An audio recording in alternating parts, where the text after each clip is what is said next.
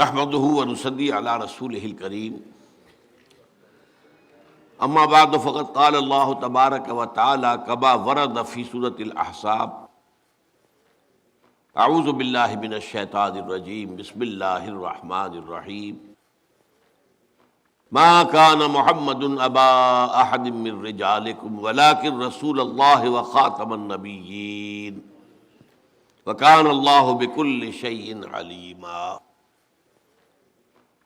وقال عز وجل كما ورد في سورة التوبة وسورة الفتح وسورة الصف هو الذي أرسل رسوله بالهدى ودين الحق ليظهره على الدين كله وقال عز وجل كما ورد في سورة السبا وما أرسلناك إلا كافة للناس بشيرا ونذيرا وقال عز وجل كما ورد في سورة الأنبياء وما أرسلناك إلا رحمة للعالمين وقال جل وعلا كما ورد في سورة الأعراف قل يا أيها الناس إني رسول الله إليكم جميعا صدق الله العظيم رب اشرح لي صدري ويسر لي أمري واحلل عقدة من لساني يفقهوا قولي اللهم ربنا ألهمنا رشدنا واعذنا من شرور أنفسنا اللهم أرنا الحق حقا وارزقنا اتباعه وأرنا الباطل باطلا وارزقنا اجتنابه اللهم صل على عبدك ونبيك ورسولك وحبيبك وخليلك محمد وبارك وسلم وبارك على جميع الأنبياء والمرسلين وعلى ملائكتك المقربين وعلى عبادك الصالحين وعلينا معهم يا ارحم الراحمين آمین یا رب العالمین۔ معزز حاضرین اور محترم خواتین، السلام علیکم ورحمۃ اللہ وبرکاتہ۔ آج جس موضوع پر میں گفتگو کرنے جا رہا ہوں اس کے مختلف اجزاء پر بہت مرتبہ میں گفتگو کر چکا ہوں۔ آج میری کوشش یہ ہوگی کہ ان جملہ اجزاء کو سمو کر ایک وحدت کی شکل میں ایک مکمل مضمون صغرا کبرا سمیت اور نتائج و عواقب سمیت آپ کے سامنے آئے، اور دوسری کوشش یہ ہوگی کہ میں اپنی عادت کے برعکس کوشش کروں کہ کوئی رنگ خطابت پیدا نہ ہو، بلکہ دھیمے انداز میں میں دو اور دو چار کی طرح سے بات کر کے آپ کے سامنے کچھ باتیں رکھوں تاکہ وہ ذہن نشین بھی ہو اور آپ بھی انہیں گنتی کے طور پر پھر یاد کر سکیں۔ چنانچہ میں نے ایک سینوپسس سا تیار بھی کیا ہے آج اس کی گفتگو کے لیے، اگرچہ میں نہیں کہہ سکتا، ہو سکتا ہے بعد میں میری عادت عود کر آئے، عادت کے معنی عود کرنے والی شے کے ہیں، ایک ہی مادہ ہے۔ بہرحال آپ دعا کریں کہ جو میں نے دو فیصلے کیے ہیں اللہ تعالیٰ مجھے ان کو پورا کرنے کی توفیق عطا فرمائے۔ دیکھیے، نبی اکرم صلی اللہ علیہ وسلم پر نبوت کا خاتمہ اور اختتام یہ ہمارے ایمان کا جزو لا ینفک ہے، اسے ایمان سے علیحدہ نہیں کیا جا سکتا، امت مسلمہ کی تاسیس کی بنیاد ہے۔ لیکن اس ختم نبوت کے دو پہلو ہیں۔ ایک پہلو وہ ہے جس سے ایک بہت بڑا قانونی، فقہی، شرعی حکم ملتا ہے، فیصلہ ملتا ہے، وہ بہت اہم ہے، بہت اہم ہے، بہت اہم ہے۔ اسی لیے اس پر علماء دین نے، ہمارے اسلاف نے رحمہم اللہ بڑی کوشش صرف کی ہے، محنت صرف کی ہے، بڑی جد و جہد کے ساتھ اس نقطے کو انہوں نے خوب واضح کیا۔ دوسرا پہلو جو ہے وہ زیادہ تر کہا جا سکتا ہے علمی پہلو ہے، اور اس سے کوئی فقہی حکم مستنبط نہیں ہوتا، البتہ نبی اکرم صلی اللہ علیہ وسلم کا جو مقام اور مرتبہ ہے انبیاء اور رسل میں، اس کی اصل اساس واضح ہوتی ہے،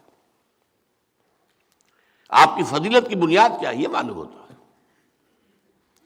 تو اس اعتبار سے تو اہم تر بات ہو گئی، لیکن چونکہ یہ ایک علمی بات ہے، اس میں کوئی فقہی پہلو نہیں ہے، لہذا اس پر توجہ کم ہوئی ہے۔ اب آئیے وہ دو پہلو کیا ہیں؟ لفظ ختم کے اندر ہی وہ دو پہلو موجود ہیں۔ اردو میں بھی عربی میں بھی یہ لفظ دو معنی میں مستعمل ہوتا ہے۔ ایک یہ کہ کوئی شے پہلے تھی اب نہیں ہے، ختم ہو گئی، آٹا ختم ہو گیا، پیسے ختم ہو گئے، ایک چیز تھی اب نہیں ہے، اختتام یا خاتمہ ہو گیا۔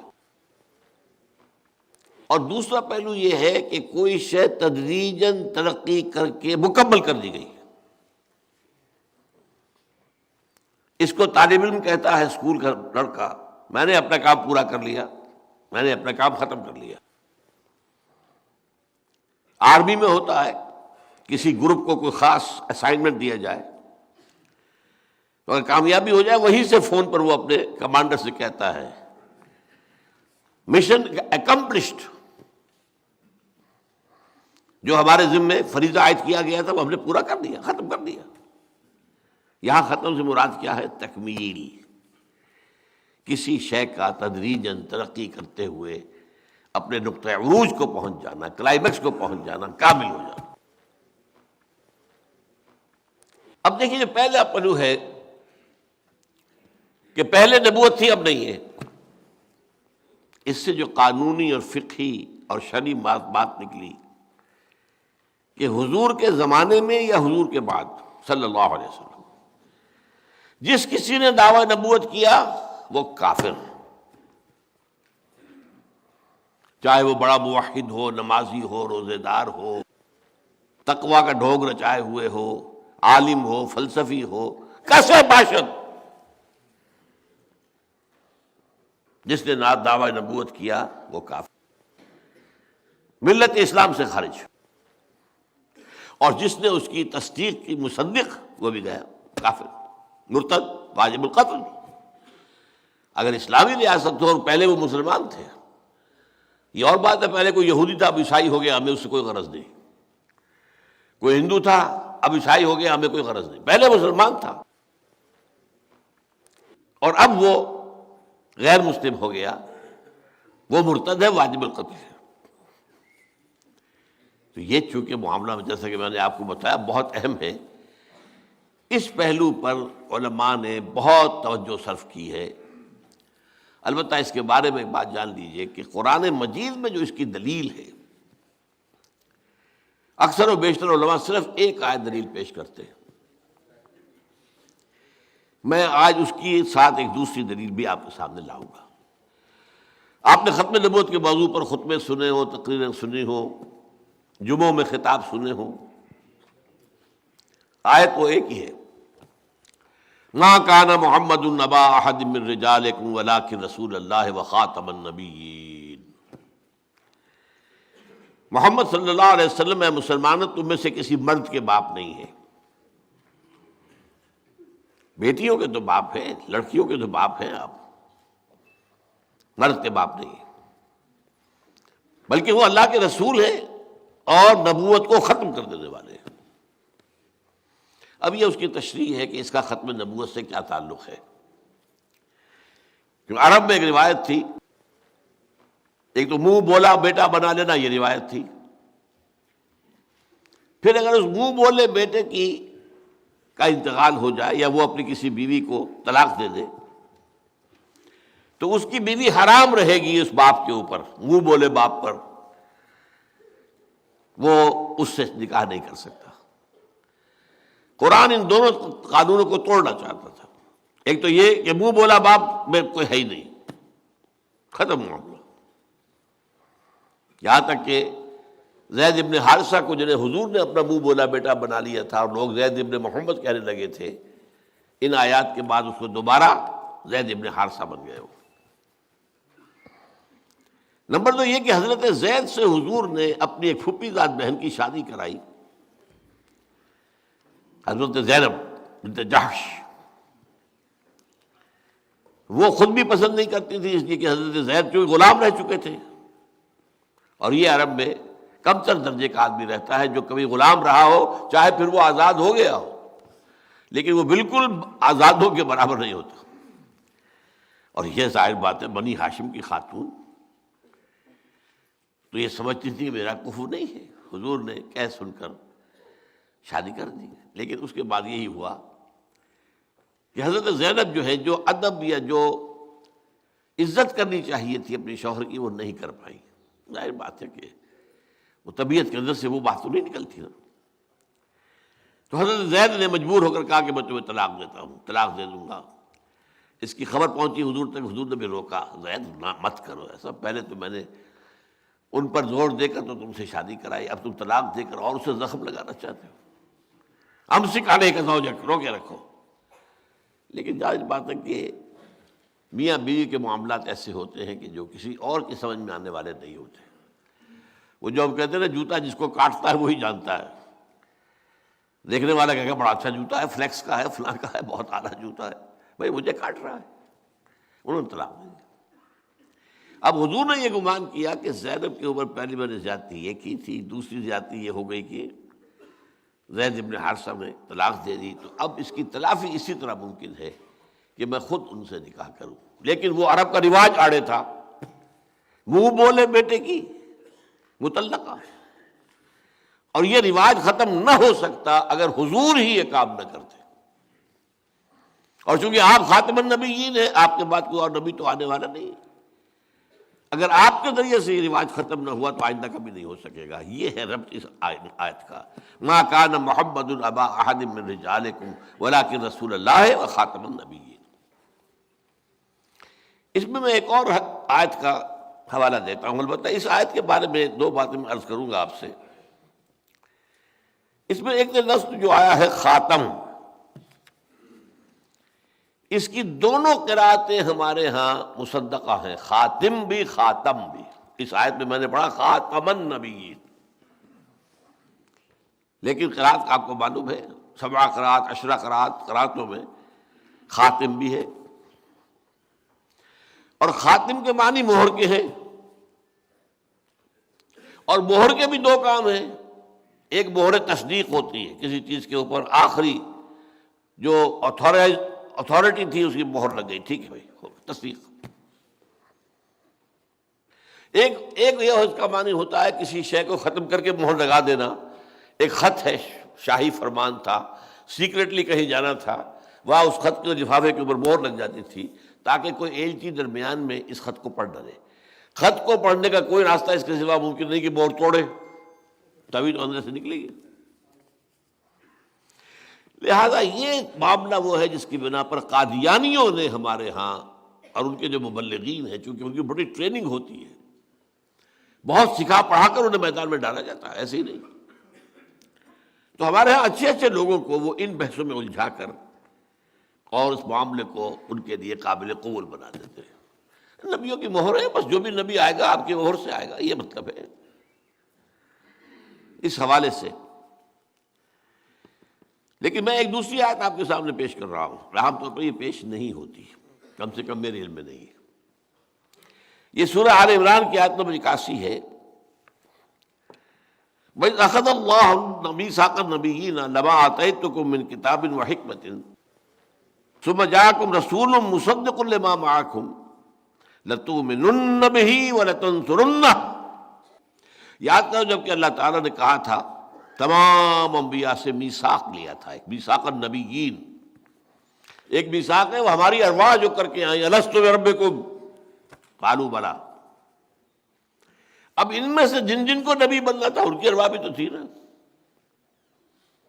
ان سے ایک علیحدہ میثاق لیا گیا، کیونکہ یہ سلسلہ نبوت چلنا ہے۔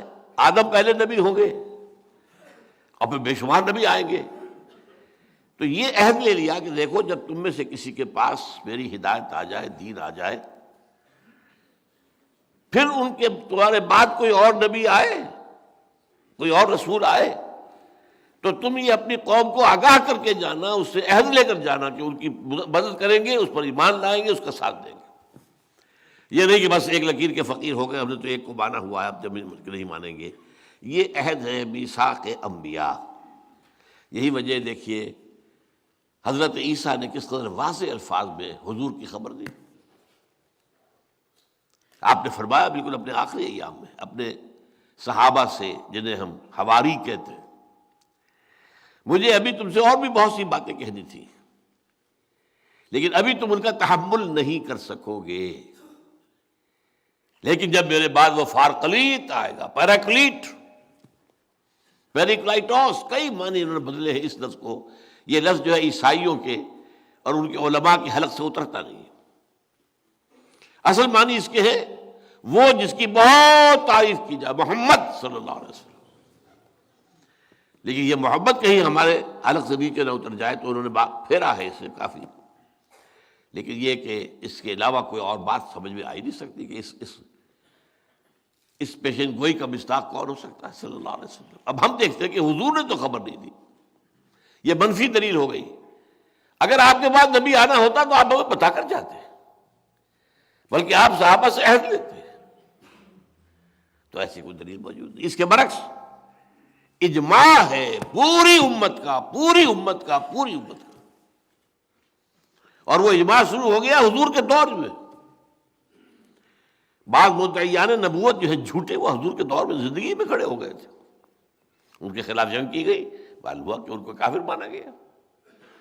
ابو بکر کے عہد میں بہت بڑا فتنہ اٹھا، جنگیں کی گئی، ان کو قتل کیا گیا۔ تو یہ اجماع ہے جو چلا آ رہا ہے۔ تو حضور صلی اللہ علیہ وسلم کے بعد کوئی نبی نہیں۔ البتہ اس موضوع پر احادیث بہت سی ہیں، میں ان میں سے دو آپ کو سناؤں گا اس وقت۔ ایک ہے ترمذی کی روایت ہے، یہ حضرت ثوبان سے رضی اللہ تعالی عنہ، انہ سیکون فی امتی ثلاثون کذابون دجالون کلہم یزعم انہ نبی وانا خاتم النبیین لا نبی بعدی۔ میری امت میں سے، اور بے شک اور اٹھے ہوں گے دنیا میں، کہاں کہاں کتنے کتنے اٹھے ہوں اللہ جانے۔ جیسے مورمن ایک فرقہ ہے عیسائیوں کا، اس کا آغاز کرنے والا جو تھا اس نے نبوت کا دعویٰ کیا تھا، تو وہ مورمنز جو ہیں عیسائیوں میں وہی کچھ ہیں جو ہمارے ہاں قادیانی ہیں۔ لیکن حضور تو کہنا میری امت میں سے یکون فی امتی ثلاثون کذابون، 30 ایسے جھوٹے اٹھیں گے جن میں سے ہر ایک کا یہ گمان ہوگا کہ وہ نبی ہے اللہ کا، وانا خاتم النبیین لا نبی بعدی، اور میں خاتم اب یہاں خاتم کے ایک معنی معین ہو گئے، یہاں ختم کرنے کے معنی کہ میرے بعد نبوت نہیں۔ دوسری حدیث ہے لا تقوم الساعۃ حتی یخرج ثلاثون دجالون کلہم یزعم انہ رسول اللہ، یہ ابو داؤد کی ہے حضرت ابو ہریرہ سے رضی اللہ تعالی۔ لیکن میں یہاں ایک نقطہ بیان کر رہا ہوں جو اس سے پہلے کبھی میں نے بیان نہیں کیا ہے، آج ہی صبح میرا ذہن ادھر منتقل ہوا۔ ہمارے علماء کرام کا سب سے زیادہ زور جو ہوتا ہے ان احادیث پر ہوتا ہے بیان کرنے پر، لیکن بدقسمتی سے سر سید احمد خان کے زمانے سے، اور یہ کون ہے؟ ایک اعتبار سے غلام احمد قادیانی کے معاصر ہیں، کنٹمپریری۔ 1897 میں انتقال ہو رہا ہے سر سید کا، 1908 میں فوت ہو رہا ہے یہ Ghulam Ahmad Qadiani, difference of 9 years. اور سر سید کے ذریعے ایک بہت بڑا فتنہ شروع ہو چکا تھا امت کے اندر کہ احادیث نبویہ کی کوئی خاص اہمیت نہیں ہے، بس قرآن قرآن قرآن، اور قرآن کی پھر تفسیر کرنے میں جو اپنی عقل میں آئے۔ روک تو ختم ہو گئی نا،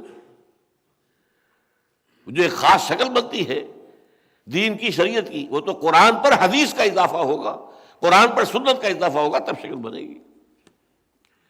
سنت کو اور حدیث کو ایک طرف رکھ دیجئے تو نماز بھی ایک نہیں ہے، نماز کیا ایک کیسے ہو جائے گی؟ کہاں قرآن میں لکھا ہے 5 نمازیں ایک جگہ؟ کہاں ان کے اوقات دیے گئے ہیں؟ کہاں بتایا گیا کہ ظہر کی 4 رکعتیں فرض ہے، عصر کی 4 ہے، فجر کی 2 ہے، اور یہ مغرب کی 3 ہے؟ کہاں ہے؟ سنتوں میں اتنا فرق کہ فجر کی سنتیں تو واجب کے درجے میں ہیں، باقی کچھ سنتیں مؤکد ہوتی ہیں، کچھ غیر مؤکد. یہ سارا نظام کس نے دیا؟ تو میں نے چھوٹی مثال دی آپ کو. نماز کا نظام قائم نہیں ہو سکتا حدیث و سنت کے بغیر، تو دین کا نظام کیسے بن جائے گا؟ لہذا دین کے خلاف یہ بہت بڑی بغاوت تھی. لیکن یہاں ایک بات نوٹ کر دی، سید احمد خان مسلمانوں کے بہت مخلص تھے، مسلمانوں کے ساتھ خلوص، ان کی بہتری. انگریزی دور کے بعد اب جو مسلمانوں کا معاملہ ہو رہا تھا اس کے اندر وہ بہت بےتاب رہتے تھے، مضطرب رہتے تھے. ہندو تیزی سے بڑھ رہا تھا انگریز کی طرف، اور انگریز اس کو دعوت دے رہا تھا، اپنے قریب لا رہا تھا، اور مسلمانوں سے اسے ڈر تھا. میں نے چونکہ حکومت ہم نے ان سے چھینی ہے، یہ بغاوت کے جراثیم ان کے اندر موجود رہیں گے، انہیں پیچھے ہٹاؤ پیچھے ہٹاؤ پیچھے ہٹاؤ. اگر یہی بات جاری رہتی تو ہندوستان میں 100 برس کے دوران مسلمان تو رہ گئے ہوتے صرف کسائی یا پلے دار، بس اس طرح کا کوئی کام کرنے والے، باقی کو اور لوگ کھا رہے تھے. تو دو پہلو ہیں سر سید کے، اور یہ میں چاہتا ہوں اس کو نوٹ کر لیجیے. ہماری ایک عام عادت ہے غلط، جس سے محبت ہے اس کی ہر شے درست، اور جس سے کوئی نفرت ہو جائے اس کی ہر شے بری. یہ بات ٹھیک نہیں. خذ ما صفا دع ما غدر، جو ٹھیک ہے صاف ہے اختیار کر دو. کوئی آدمی بھی مکمل صحیح نہیں، کوئی آدمی بھی مکمل غلط نہیں. مکمل صحیح صرف اللہ کے رسول، اور مکمل غلط وہ جو ہے عزازیل نامی شیطان لعین. لہذا ہمیشہ بڑوں کے بارے میں عقیدت کی وجہ سے ان کی غلط بات سے بھی نگاہ نہ بند کر لی جائے. میرا یہ معاملہ علامہ اقبال صاحب کے ساتھ بھی ہے، میں جس قدر میرے اندر ہے میرے دل میں آپ جانتے ہیں.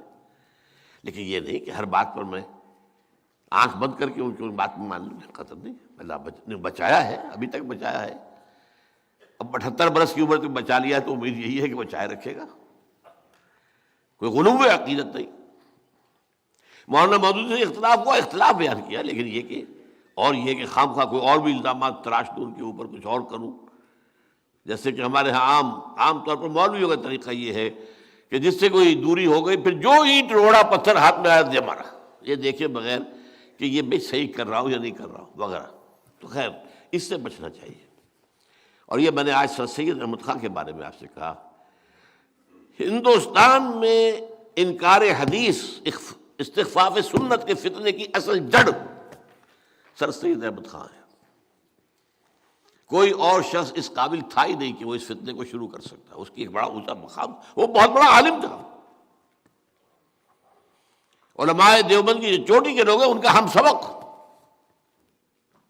بہرحال اب نتیجہ کیا نکلا کہ اب ان احادیث کی طرف بعد میں آپ کو پتہ ہے کہ سر سید کا اسکول، پھر سر سید کا کالج، پھر مسلم یونیورسٹی علی گڑھ، اسی سے جو تعلیم حاصل کر کے نکلے وہی مسلم لیگ کے اندر زیادہ کارکن تھے، لیڈر تھے، وہی سول سروسز میں تھے، وہی پاکستان بنا ہے تو یہاں حاکم ہو گئے.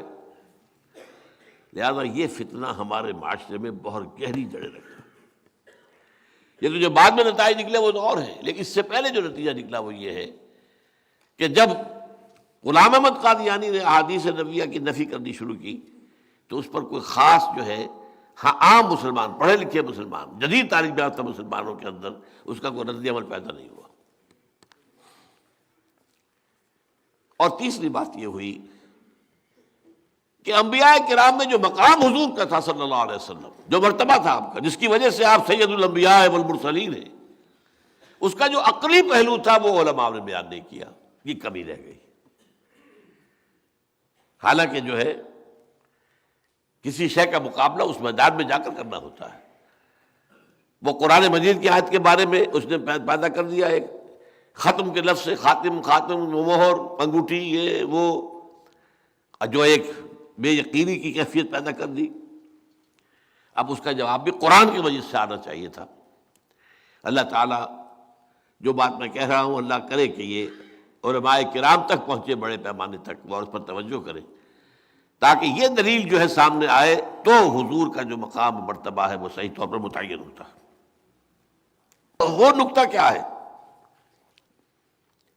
کہ نبی اکرم صلی اللہ علیہ وسلم پر نبوت اور رسالت کا اتمام اور اکمال بھی ہوا ہے، صرف اختتام ہی نہیں ہوا ہے۔ ایسے نہیں ہے کہ ایک شے چلی آ رہی تھی، ایک جگہ آ کے ختم ہو گئی، ہموار طریقے پر چلی آ رہی تھی، ایک جگہ آئی ختم ہو گئی۔ ایک یہ کہ ایک شے تدریجاً ترقی کرتے ہوئے اپنے نقطۂ عروج کو پہنچی، کلائمیکس کو پہنچی، پھر ختم ہوئی۔ زمین و آسمان کا فرق ہوگا کہ نہیں؟ چنانچہ یہی بات میں آپ کو بتاؤں، غلام احمد قادیانی نے بڑی ہوشیاری کے ساتھ جو بات کہی، نبوت اور وحی یہ تو رحمت ہے، رحمت کیسے بند ہو سکتی ہے؟ اللہ کی رحمت بند ہو سکتی ہے؟ اب عام آدمی جس نے دین کو پڑھا نہ ہو، عربی زبان سے واقفیت نہ رکھتا ہو، یہ باتیں چھوٹی چھوٹی کس قدر اس کے لیے اپیلنگ ہے۔ اور مسئلے اٹھائے اس بدمعاش نے، دیکھو یہ حدیث کیا کہتی ہے، حضرت عیسیٰ وہ تو زندہ آسمان پر اٹھا دیے گئے، اور ہمارے رسول، ہمارے محبوب وہ مر کر دفن ہو گئے زمین کے نیچے۔ یہ کیسے ہو سکتا؟ عام آدمی، جاہل آدمی آج بھی اس کے سامنے پہلے کوئی بات نہ آئی ہو، یہ بات آئے گی تو ایک دم چونکے گا، بھائی بات تو ٹھیک ہے نا، حضور کا رتبہ وہ تو زیر زمین دفن ہے، اور عیسیٰ آسمان پر اٹھا لیے گئے۔ یہ چھوٹی چھوٹی چیزیں ہوتی ہیں، عوام کو گمراہ کرنے میں یہ بہت مفید ہوتی ہے۔ ایک اور غلام احمد پرویز، اس نے چھوٹے چھوٹے مسئلے اٹھائے۔ اب چونکہ اسلامی شریعت میں یہ ہے کہ کسی شخص کی زندگی میں اس کا جو بیٹا فوت ہو گیا ہو، اس کی اولاد کے لیے وراثت میں حصہ نہیں ہے، وہ ہبہ کر سکتا ہے اپنی زندگی میں اپنے یتیم پوتوں کے لیے، یتیم پوتیوں کے لیے ہبہ 1/3 کی حد تک کیا، بلکہ ہبہ تو اور بھی زیادہ کر سکتا ہے، یہ وصیت 1/3 کی کر سکتا ہے کہ اس کو دے دی، لیکن باقاعدہ قانون وراثت میں حصہ نہیں ہے، اجماع ہے اس پر۔ دیکھو جی یہ کیا بات ہے، وہ بیچارے یتیم پوتے وہ محروم کر دیے گئے، یہ کیا ہے مولوی، انہیں کچھ پتہ نہیں دین کا۔ ان باتوں سے، چھوٹی چھوٹی باتوں سے ناواقف لوگوں کے اندر ایک اثر پیدا کر، نتیجہ کیا نکلا؟ جب علماء کے بارے میں، اپنے اسلاف کے بارے میں آپ کی رائے گھٹیا ہو گئی، تو آپ تو ایسے جہاز کے مانند ہیں جس کا لنگر کٹ گیا۔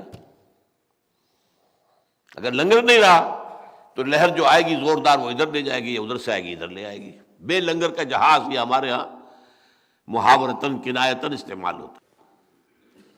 لہذا ہر فتنہ جو اٹھتا ہے وہ پہلے اسلاف سے کاٹتا ہے لوگوں کو، یہ نہیں کیا پتہ اصل بات تو اس نے بتائی ہے، یہ ہے مجدد کامل، یہ ہے، اور آگے بڑھ کر یہ نبی ہے، معاذ اللہ معاذ اللہ معاذ اللہ۔ لیکن یہ دلیل آپ دو گے، میں اس کا جواب بعد میں دوں گا کہ نبوت اور وحی رحمت ہے، رحمت کیسے ختم ہو سکتی ہے اللہ کی؟ وہ جاری رہے گی، جب جاری رہے گی تو میں نبی ہوں، میں دعویٰ کر رہا ہوں۔ یہ جو دوسری بات آپ سے میں نے کہی ہے، اس کے لیے قرآن میں اہم ترین مقام جو ہے وہ ہے جو 3 دفعہ آیا ہے، هو الذی ارسل رسولہ بالہدی ودین الحق لیظہرہ علی الدین کلہ۔ دیکھیے 2 باتیں نوٹ کر لیجئے۔ ادبیت، اس کا تقاضا یہ ہوتا ہے کہ ریپیٹیشن نہ ہو، ایک ہی بات بھی آپ کہہ رہے ہو تو ذرا اسلوب بدلیے، ورنہ آڈینس بور ہو جائے گی۔ وہ جو غالب کہتا ہے ایک پھول کا مضمون ہو تو 100 رنگ سے باندھوں، ایک ہی پھول کی کا حسن کے جو ہے بیان کروں گا، انداز 100 ہو جائیں گے۔ اور قرآن مجید میں ہے، جس چیز پر آج ہماری گفتگو ہوگی تفصیلاً، دین کو غالب کرنا، اس کے لیے تکبیر رب کا لفظ ہے، اقامت الدین کا لفظ ہے، اظہار الدین علی الدین کلہ کا لفظ ہے، لیکن الدین کلہ للہ کا لفظ ہے، حدیث میں لتکون کلمۃ اللہ العلیٰ کا لفظ ہے۔ تو یہ ہے کہ تنوع سے اس کے اندر ایک خوبی پیدا ہوتی ہے، ریپیٹیشن سے نہیں۔ لیکن جب جہاں کوئی شے بہت زیادہ بہت اہم ہو اور ضرورت ہو کہ اس کے اوپر اپنی مائکروسکوپ جو ہے بڑا لینس گاڑ کر رکھ دیجئے، سوچئے سوچئے سوچئے. وہ جو غالب ہی نے کہا ہے، گنجینہ معنی کا طلسم اس کو سمجھیو جو لفظ کے غالب میرے اشعار میں آوے. میرے شعر میں جو لفظ آ گیا ہے تو ذرا اس کو سمجھنے کے لیے مائکروسکوپ لگانا، دیکھنا، ذرا ٹیلیسکوپ سے بھی دیکھنا کبھی. گنجینہ معنی کا طلسم ہے وہ، گنجینہ معنی کا طلسم اس کو سمجھیے جو لفظ کے غالب میرے اشعار میں آوے. اہم ترین مضمون جو ہے قرآن مجید میں ریپیٹ ہو کر آئے ہیں، لیکن وہاں بھی یہ ہے کمال کہ مجال نہیں ہے جس میں کہیں مونوٹنی کی وجہ سے کوئی ایسا بورنگ انداز پیدا ہو جائے. معاذ اللہ، اللہ کا کلام. اب یہ الفاظ قرآن میں 3 جگہ ایگزیکٹلی، هو الذی ارسل رسولہ بالہدی ودین الحق لیظہرہ علی الدین کلہ. وہی ہے اللہ جس نے بھیجا اپنے رسول کو، اٹھایا اپنے رسول کو، بھیجا اپنے رسول محمد کو صلی اللہ علیہ وسلم بالہدا، الہدا قرآن حکیم دے کر، ودین الحق، اور دین حق دے کر، تاکہ غالب کرے اسے پورے کے پورے دین پر.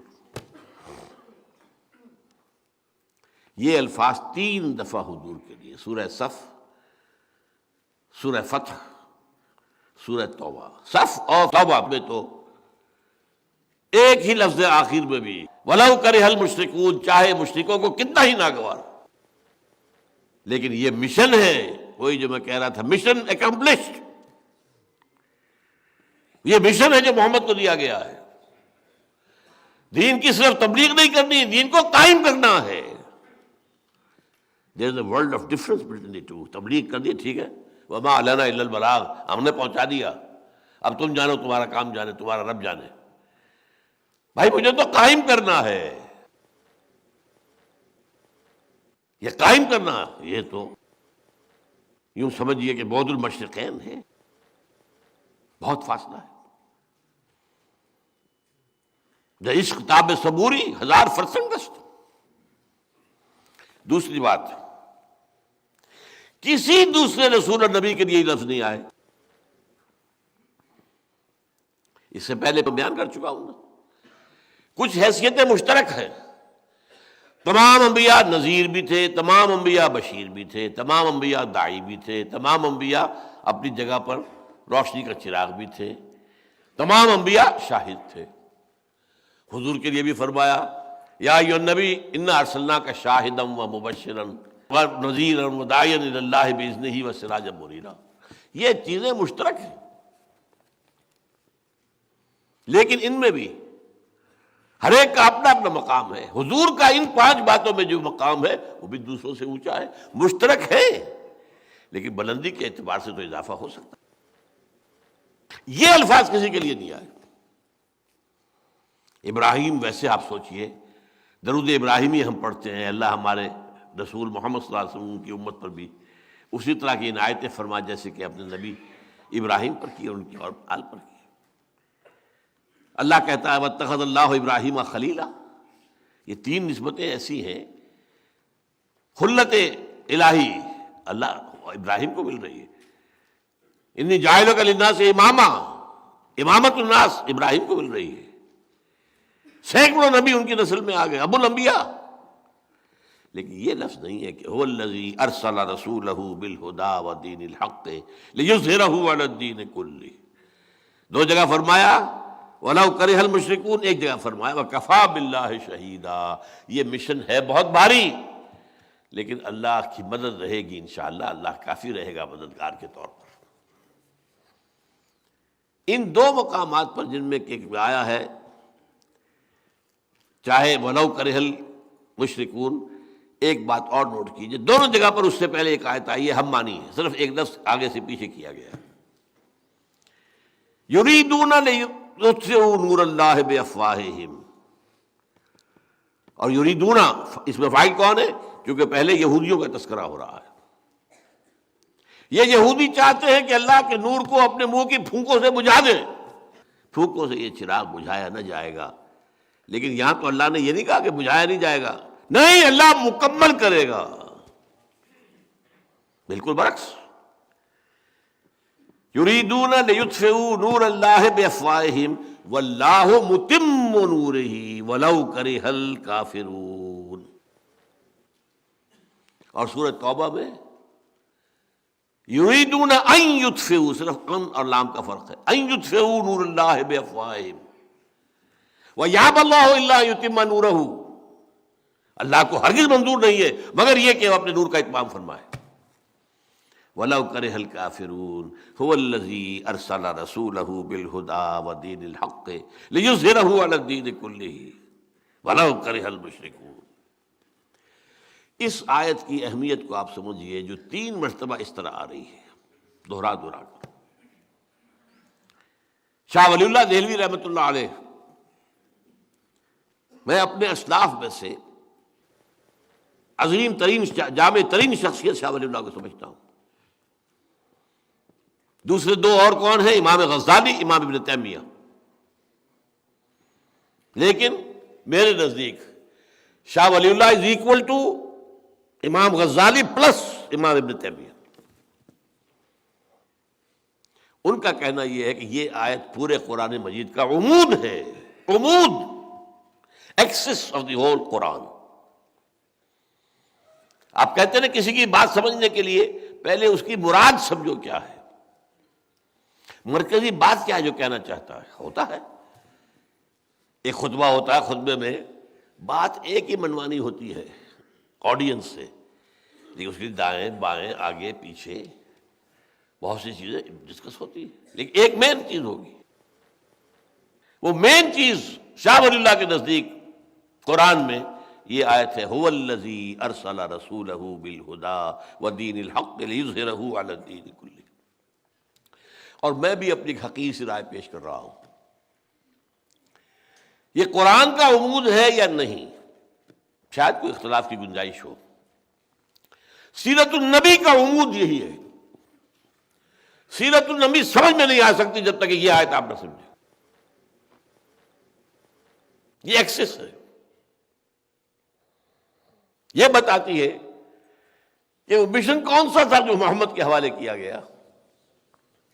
ظاہر بات ہے آپ نے کیسے اسے پورا کیا، کیا طریقہ اختیار کیا، کن مراحل میں سے گزرے، یہ ساری چیزیں وہ تو ایک آپ کو یوں سمجھیے کہ لاجیکل سیکوینس میں نظر آ جائیں گی اگر یہ آیت سامنے ہے.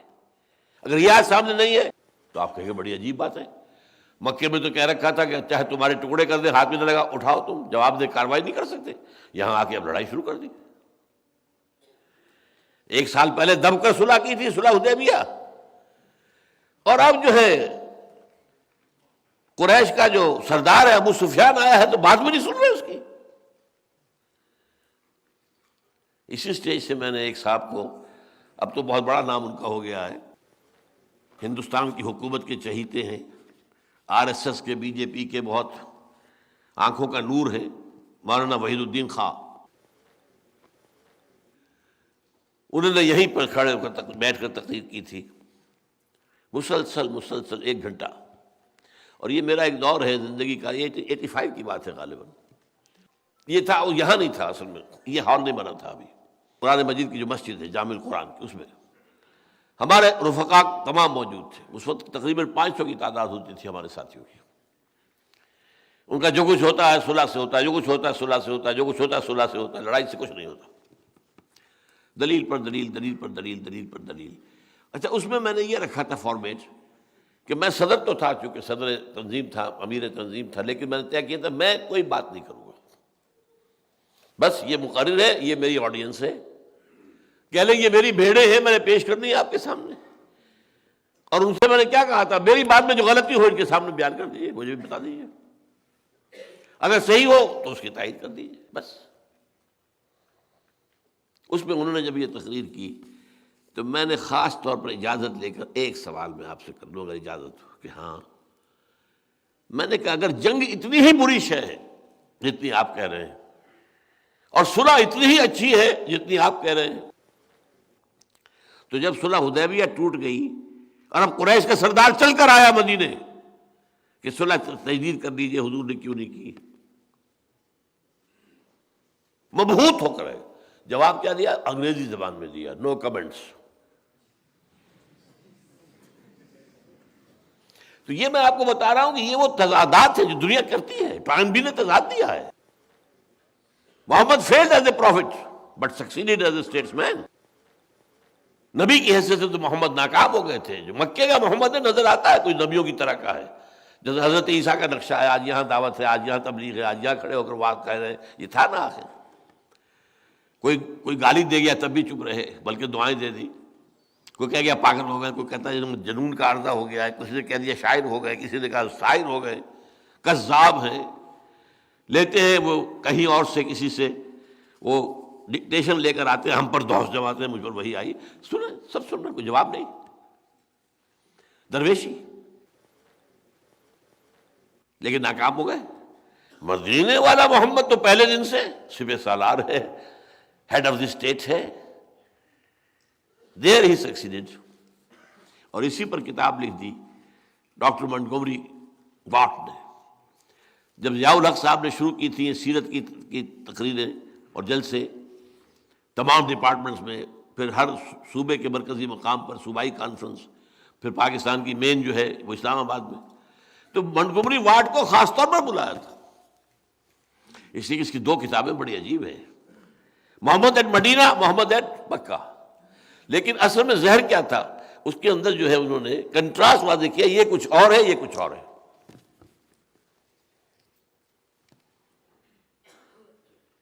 ان چیزوں کو اگر رفع کیا جا سکتا ہے صرف اس آیت کے حوالے سے، اگر محض تبلیغ مقصود ہوتی تو ایک ہی طرز عمل ہوتا، day one to the day last. اگر آپ کو قائم کرنا ہے، انقلاب برپا کرنا ہے، تو then you have to pass through stages۔ لَتَرْكَبُنَّ طَبَقًا عَنْ طَبَقٍ، درجہ بدرجہ آگے بڑھو گے، ہر درجے کے اپنے تقاضے ہوں گے، وہ پورے کرنے ہوں گے، ان میں لوگوں کو تضاد نظر آئے گا، لیکن پرپس سامنے اگر ہے، امود سامنے ہے، ہدف سامنے ہے، تو یہ ہے تیر سیدھا جا رہا ہے ہدف کی طرف۔ وہ بات نہیں ہے جو اقبال کہتا ہے، آہ وہ تیر نیم کش جس کا نہ ہو کوئی ہدف نہیں۔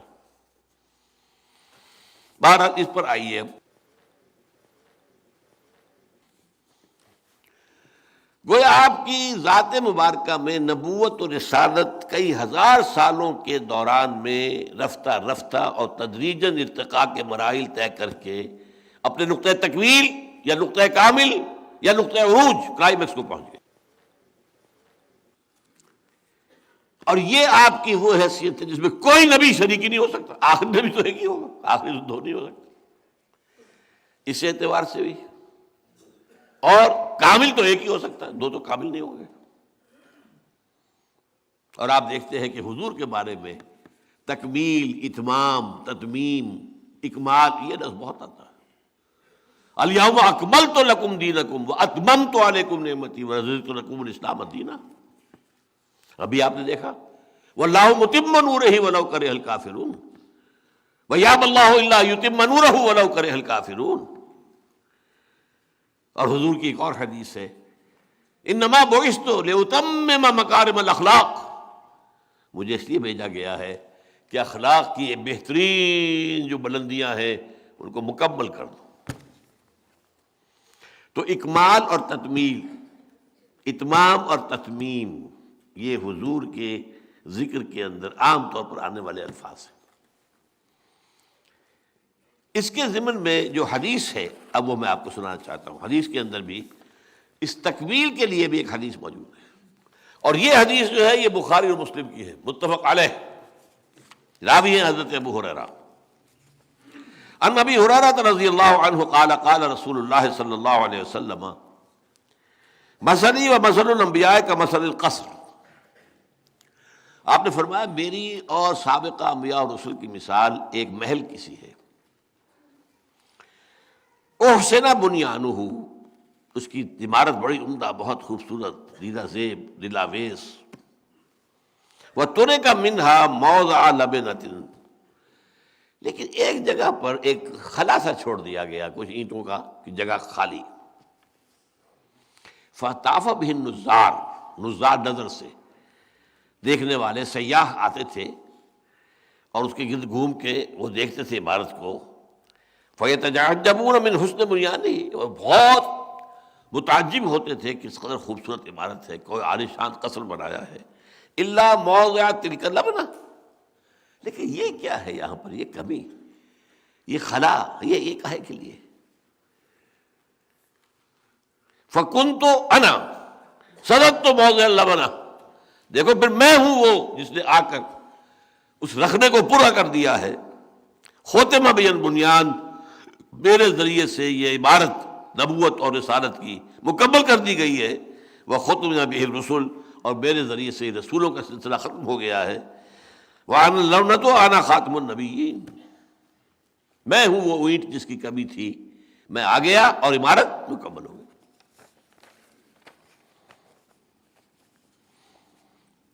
اب آئیے کہ غور کریں کہ نبوت اور رسالت کے آپ کی ذات مبارکہ پر کامل ہونے کے مظاہر کیا ہیں،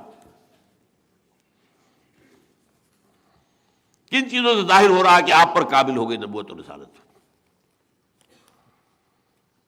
اسی لیے اسی آیت کے اوپر سب سے پہلے میں توجہ دوں گا، تین مظہر وہ ہیں حضور پر تکمیل نبوت اور رسالت کی جو اس ایک آیت میں ہے۔ دو مظہر نبوت کی تکمیل، ایک مظہر رسالت کی تکمیل، اور رسالت کی تکمیل کا ایک اور اضافی مظہر دوسرے مقامات پر ہے جس سے میں نے لیا ہے، وہ اب میں بیان کرتا ہوں۔ هو الذی ارسل رسولہ بالہدی ودین الحق، ذرا یہاں نوٹ کر لیجیے، نبوت اور رسالت میں کوئی فرق ہے یا ایک ہی چیز ہے؟ یہ ایک مسئلہ ہے بڑا مشکل پیچیدہ، اس وقت میں اس پر نہیں جاؤں گا۔ نبی کون ہوتا ہے، رسول کون ہوتا ہے، علمی مسئلہ ہے، میری بات ہے، میرا موقف ہے، میں نے بیان بھی کیا ہے اپنے دروس میں، اس وقت نہیں جاؤں گا۔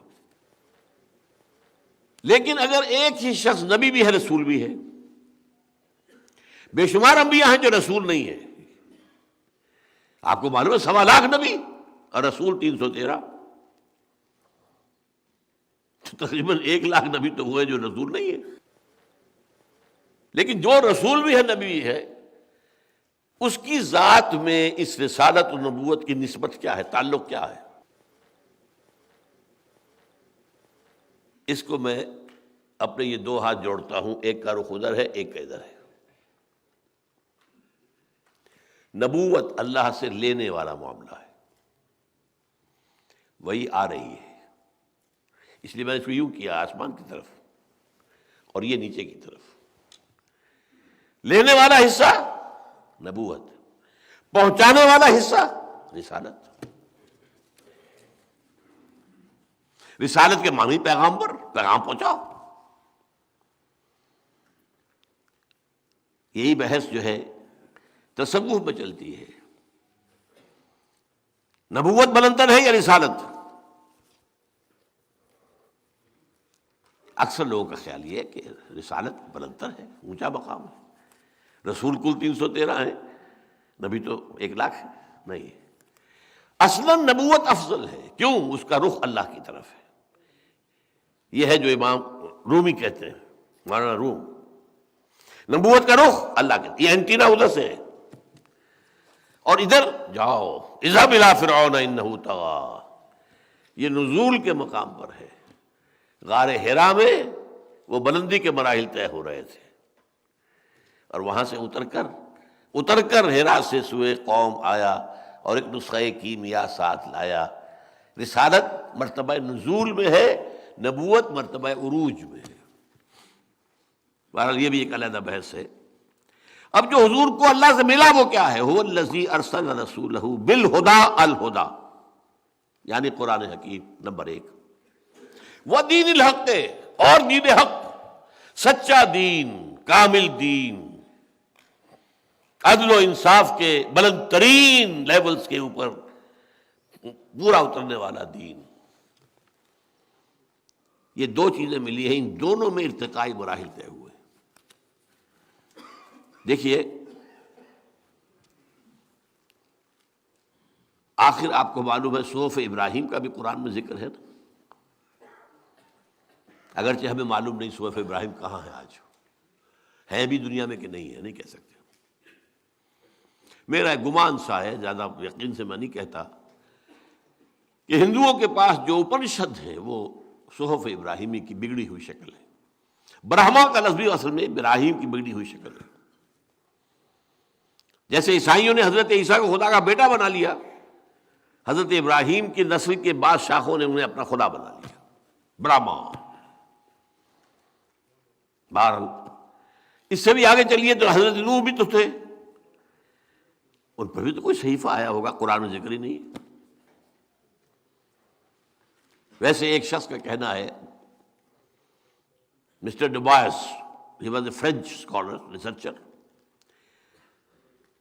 40 برس لگائے اس نے انڈیا کے اندر ہندو اسکرپچرز کے مطالعے پر۔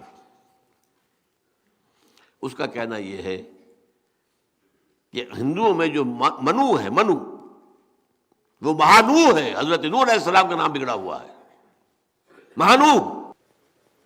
مہا آتا ہے ہندی میں کسی بڑی عظیم، مہاتما، آتما تو میری بھی ہے آپ کی بھی ہے، ایک مہاتما، مہاتما گاندھی، مانو، وہ منو بن گیا۔ اور منو سمرتی، اس کا کہنا یہ ہے کہ یہ وہ صحیفہ تھا جو کہ نوح کو دیا۔ اللہ عالم، ان چیزوں میں علمی طور پر آدمی کچھ کھوج کرے، کھروج معلوم کرے، کوئی حرج نہیں، لیکن یقین کے ساتھ ہم نہیں کہہ سکتے کچھ بھی سوائے اس کے جو قرآن میں آ گیا۔ بہرحال پھر تورات، زبور، انجیل، اس کے بعد بے شمار انبیاء کے صحیفے، ان سب کے اندر ہدایت تھی یا نہیں تھا؟ اس ہدایت کی تکمیل ہوئی القرآن الہدیٰ میں۔ یوں سمجھیے کہ ایک بچہ ہے، پرائمری کا اسٹوڈنٹ ہے، آپ اسے پی ایچ ڈی کا ٹیوٹر رکھ دیجئے، کیا پڑھائے گا اسے؟ پی ایچ ڈی پڑھائے گا؟ اس کی ذہنی سطح کے مطابق ہی پڑھائے گا نا، اس کے پاس خزانہ ہے بڑا، لیکن اس کو جو اس کو دینا ہے اس کی استعداد کو دیکھنا ہوگا نا۔ اس اعتبار سے جب ابھی انسان عہد طفولیت میں تھا، ذہنی طور پر، شعوری طور پر، فکری طور پر، تو ہدایت کی ابتدائی مرحلے، تعلیم، اور جیسے جیسے انسان آگے بڑھا آگے بڑھا آگے بڑھا، یہ ہدایت بھی ترقی کرتی گئی۔ ان کتابوں میں درجہ بدرجہ، قرآن خود کہتا ہے انا انزلنا التوراۃ فیہا ھدی ونور، ہم نے تورات نازل کی تھی، اس میں ہدایت بھی تھی، نور بھی تھا۔ انجیل فیہا ھدی ونور، ہم نے نازل کی انجیل، اس میں ہدایت بھی تھی، نور بھی تھا۔ ان سب میں ہدایت تھی، لیکن ابھی ہدایت کے ابتدائی مراحل تھے، تاں کہ حضرت آدم کے بعد آپ سمجھیے کم و بیش 6000 سال بعد حضور کی بعثت ہوئی۔ یہ وہ زمانہ تھا کہ اب انسان ذہنی، فکری، فلسفیانہ بحثوں، منطقی بحثوں اور میٹا فزکس، ان کے اعتبار سے بالغ ہو چکا تھا۔ چنانچہ ایک عجیب بات ہے، یہ دلچسپی جنہیں ہے ان معاملات سے وہ تو قدر کریں گے، ہیومن ہسٹری کے 1200 سال ایسے ہیں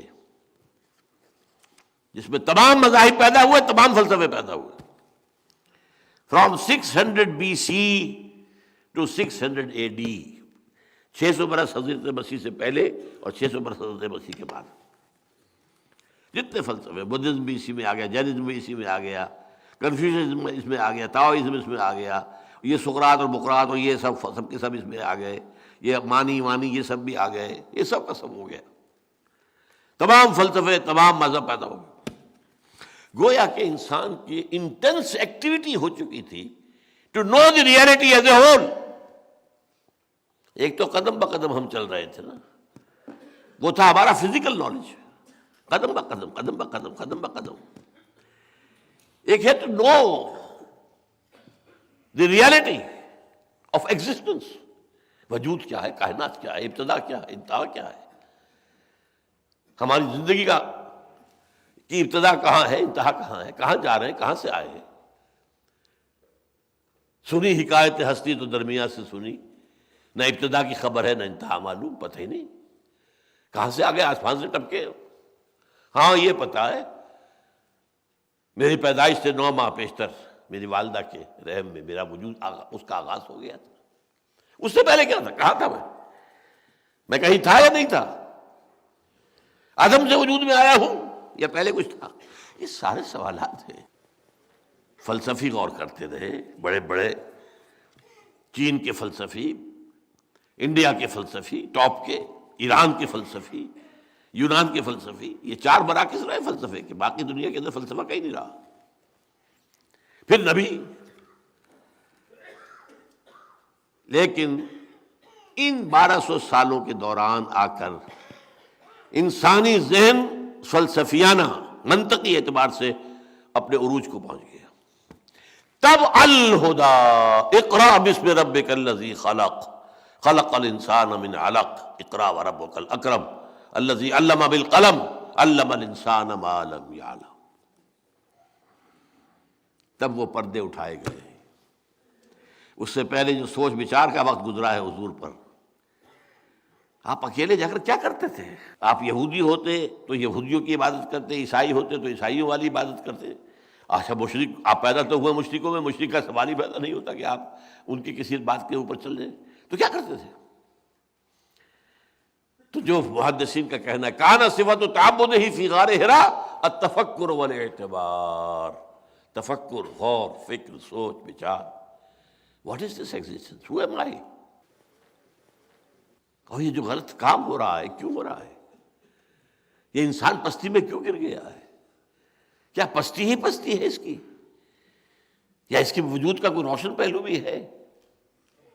یہ سارا یوں سمجھیے کہ 6000 سال میں انسان نے جو فلسفیانہ شعور اور فکر حاصل کیا ہے، وہ چند مہینوں میں غار حرا کی خلوتوں میں محمد رسول اللہ صلی اللہ علیہ وسلم نے سارا سفر طے کیا۔ پھر وہ آیتیں نازل ہونی شروع ہوئی، یہ تکمیل ہو گئی قرآن مجید میں ہدایت کی۔ اچھا اب اس کے لیے دلیل دیکھیے، سب سے موٹی بات، تورات بھی اللہ کی کتاب، انجیل بھی سب اللہ کی کتاب ہے، قرآن بھی اللہ کا کلام، ٹھیک؟ قرآن کی حفاظت کا ذمہ لیا، انا نحن نزلنا الذکر وانا لہ لحافظون، تورات کا کیوں نہیں لیا؟ انجیل کا کیوں نہیں لیا؟ اگر اللہ ذمہ نہ لیتا تو کیا اس میں تورات میں تحریف ہو سکتی تھی؟ اس کا تو آپ نے آسانی سے مجھے جواب دے دیا۔ اگر اللہ نے ذمہ نہ لیا ہوتا کیا ہم چھوڑ دیتے قرآن میں تحریف کیے بغیر؟ بتائیے، ترجموں میں تحریفیں کی گئی ہے، تفسیروں میں تحریفیں کی گئی، اتنا متن محفوظ ہے، اس متن میں لا یاتیہ الباطل من بین یدیہ ولا من خلفہ، نہیں آ سکتا، یہ محفوظ ہے۔ انا نحن نزلنا الذکر وانا لہ لحافظون۔ یہ بات، یہ ایک لطیف انداز میں ذرا ٹینشن کم ہو جائے، میں کہا کرتا ہوں کہ ان کتابوں کو حق پہنچتا ہے کہ اللہ کی جناب میں شکوہ کریں، اے اللہ ہم بھی تیری کتابیں، یہ قرآن بھی تیری کتاب، یہ ہمارے ساتھ سو تیری بیٹیوں والا سلوک کیا گیا، ہماری حفاظت کا ذمہ نہیں لیا، اس کا لیا کیوں؟ جواب کیا ہے؟ بھئی ابھی تمہارے اندر ہدایت کامل ہوئی ہی نہیں تھی، تمہاری حیثیت تو مختلف ادوار میں گویا کہ ٹیمپریری انسٹرکشنز، ہدایات، یہ ہدایات تھی، ہدایہ الہدی وہ ابھی نہیں آئی تھی، اس میں احکام تھے، حکمت ابھی آئی نہیں تھی۔ حکمت کا تو آغاز انجیل سے ہوتا، اس سے پہلے حکمت ہے ہی نہیں، تورات میں حکمت ہے ہی نہیں، خالی حکمت سے احکام احکام احکام احکام احکام احکام۔ سب سے موٹا لفظ ان کا کیا ہے؟ دی 10 کمانڈمنٹس، احکام عشرہ۔ ابھی انسان اس قابل تھا ہی نہیں کہ اس کو حکمت بھی سمجھائی جائے، لہذا ابھی جب وہ تکمیل ہونے والی تھی، وہ جب ہو گئی ہم نے اس کو محفوظ کر دیا۔ تو تمہارا معاملہ یہ نہیں تھا۔ یہ ہے وہ بات جو میں نے ایک دفعہ ایک قادیانی نوجوان سے میری بات ہوئی، میں نے اس سے سوال کیا جو اسی بات پر کہ وہی تو رحمت ہے، نبوت رحمت ہے، محمد پر رحمت کامل ہو گئی، لیکن رحمت بند کیسے ہو سکتی ہے؟ میں نے کہا کیا تم یہ مانتے ہو کہ قرآن میں ہدایت کامل ہو گئی؟ جی بالکل بالکل بالکل مانتے ہیں۔ نمبر 2 مجھے یہ بتاؤ تمہارے خیال میں قرآن محفوظ ہے یا اس میں تحریف ہو گئی؟ نہیں محفوظ ہے۔ تو پھر مزید ہدایت کی گنجائش بتاؤ مجھے کہاں سے نکلے گی؟ یا تو کامل نہ ہوئی ہوتی تو ابھی کامل ہونی ہے، نبی چاہیے، سلسلہ جاری رہنا چاہیے۔ گلاس ابھی پورا بھرا نہیں ہے تو پانی ڈالنا چاہیے، بھر گیا تو کہاں لے جائیں گے؟ یا کہ بھر تو گیا تھا پھر گر گیا کچھ، اچھا لے آؤ بھائی دوبارہ۔ 2 باتیں منوا لو، اگر قرآن میں ہدایت کامل ہو گئی اور اگر وہ محفوظ ہے تو کوئی منطقی کوئی عقلی دلیل نہیں ہے کہ جس کی روح سے نبوت اور وحی کے جاری رہنے کا تصور پیدا ہو سکتا ہو۔ فَبُہِتَ الَّذِي كَفَرَ، وہ نوجوان جھگڑالو نہیں تھا، اس نے بات سمجھی، اب پتہ نہیں اس کے بعد کیا ہوا اس کا، لیکن یہ کہ یہ ہے دلیل، تکمیل دین، تکمیل ہدایت، جو اصل ہے حضور کا مرتبہ اور مقام۔ اس کو اگر نمایاں ہم نہیں کرتے تو پھر یہ دوسرے جو جتنے فتنے ہیں ان کا سد باب نہیں ہوتا۔ اب دوسری بات پر آئیے، الہدیٰ دین حق۔ یہ دین حق کیا ہے؟ نظام زندگی، اس کا بھی ارتقاء ہوا کہ نہیں ہوا؟ اب یہ پولیٹیکل سائنس کا مسئلہ ہے، جو لوگوں کے موضوع ہے وہ اس میں دلچسپی لیں گے۔ ایک زمانہ تھا کہ ہمارے آباء و اجداد رہتے تھے غاروں میں، اور غار کا معاملہ کیا تھا؟ آئم دمانار کفا لائی سروے، میں مالک ہوں اس کا، بات ختم۔ کوئی نظام اور تھا ہی نہیں، کوئی میونسپلٹی، کوئی سڑکوں کے اوپر لائٹیں آن کرنا، کچھ بھی نہیں۔ ہر ایک آزاد تھا جو چاہے کرے، یہ ذرا نوٹ کیجیے، آزاد۔ اگلی سٹیج آئی، قبیلے کا تصور آیا، ایک قبیلے کا شیخ ہے، تم اس قبیلے کے آدمی ہو، قبیلے کا ایک نظام ہے، سردار قبیلہ کا حکم ماننا ہوگا، ہمارے قبیلے کا یہ رواج ہے، یہ رسم ہے، یہ ریت ہے، یہ روایت ہے، کرنی ہوگی۔ یہ گویا کہ تمدن کی طرف پہلا قدم تھا۔ تمدن، یہ 2 الفاظ ہیں، تہذیب اور تمدن، یہاں بات تمدن کی ہو رہی ہے۔ اور اب میں نے روڈ جو کرایا ہے، پہلے قدم پر آزادی آزادی، اب یہاں کچھ نہ کچھ جگڑ بند شروع ہو گئے، تمہیں پسند ہو یا نا پسند ہو، you belong to such and such tribe, اور اس کی جو رسم ہے وہ یہ ہے، یو ہیو ٹو کمپلیٹ۔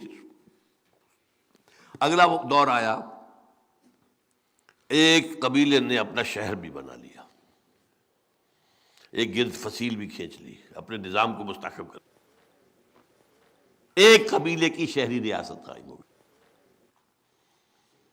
مکہ ایک قبیلے کی شہری ریاست تھا جب حضور کے جب بعثت ہوئی ہے، وہاں کوئی نہیں رہ سکتا تھا سوائے قرشی کے، یا قرشی کا حلیف، یا قرشی کا غلام، یا قرشی کی امان میں آ جائے تو رہ سکتا ہے مکہ، ورنہ نہیں، ادروائز اس کی کوئی سیفٹی نہیں۔ لیکن پھر اگلی سٹیج آئی، کئی قبیلے ایک جگہ جمع ہو گئے، ہم رہ گئے بھائی یہاں پر۔ اب جب یہ معاملہ ہوا تو سوال پیدا ہو گیا، ایک چیز کا آغاز ہوا، اگر وہ سمجھ لیجئے، کانسیپٹ آف کانسٹیٹیوشن۔ بھائی ہر قبیلہ تو یونٹ ہے، اس کا اپنا سردار ہے، یہ اس کا سردار ہے، اس کا سردار ہے، اپنا اپنا تو نظام ہے، آپس میں انٹریکشن کس بنیاد پر ہوگا؟ اگر ایک شہر میں رہنا ہے تو کچھ چیزیں طے کرنی پڑیں گی۔ آپ حیران ہوں گے کہ مکے مدینے میں، مکہ تو تھا نا ایک شہر ایک قبیلہ، مدینہ 5 قبیلے تھے، 3 یہودی اور 2 اصل عرب، اوس اور خزرج۔ یہودیوں کا بھی کچھ نظام اپنا تھا، ان کے ہاں سردار بھی تھے اور ان کے ہاں مفتی بھی تھے، علماء بھی تھے، تورات کے ماننے والے بھی، یہاں تو کچھ بھی نہیں تھا۔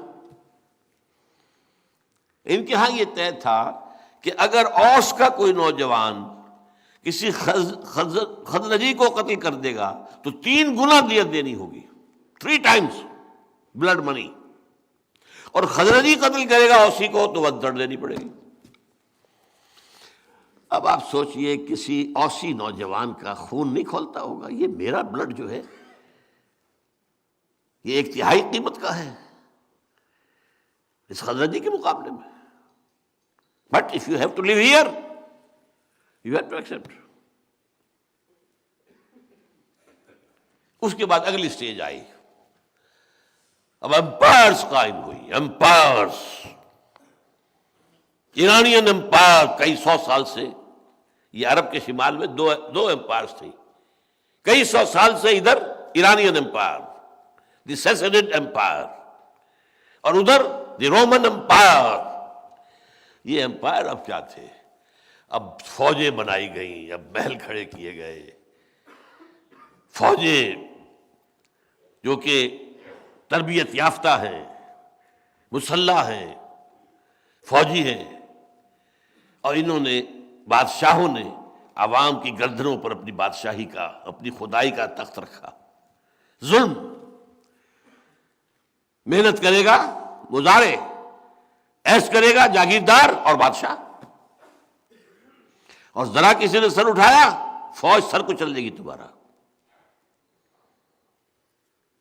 یہ بیچارہ بیٹھا ہوا اپنے کرگے کے اوپر، یہ کپڑا بن رہا ہے کھدر، اتنا تمہیں دینا پڑے گا ٹیکس، نہیں لوگے تو کھڑی ہے لیجنڈ، ہمارے رومن لیجنڈز موجود ہیں، ابھی تمہارا سر ختم ہو جائے گا۔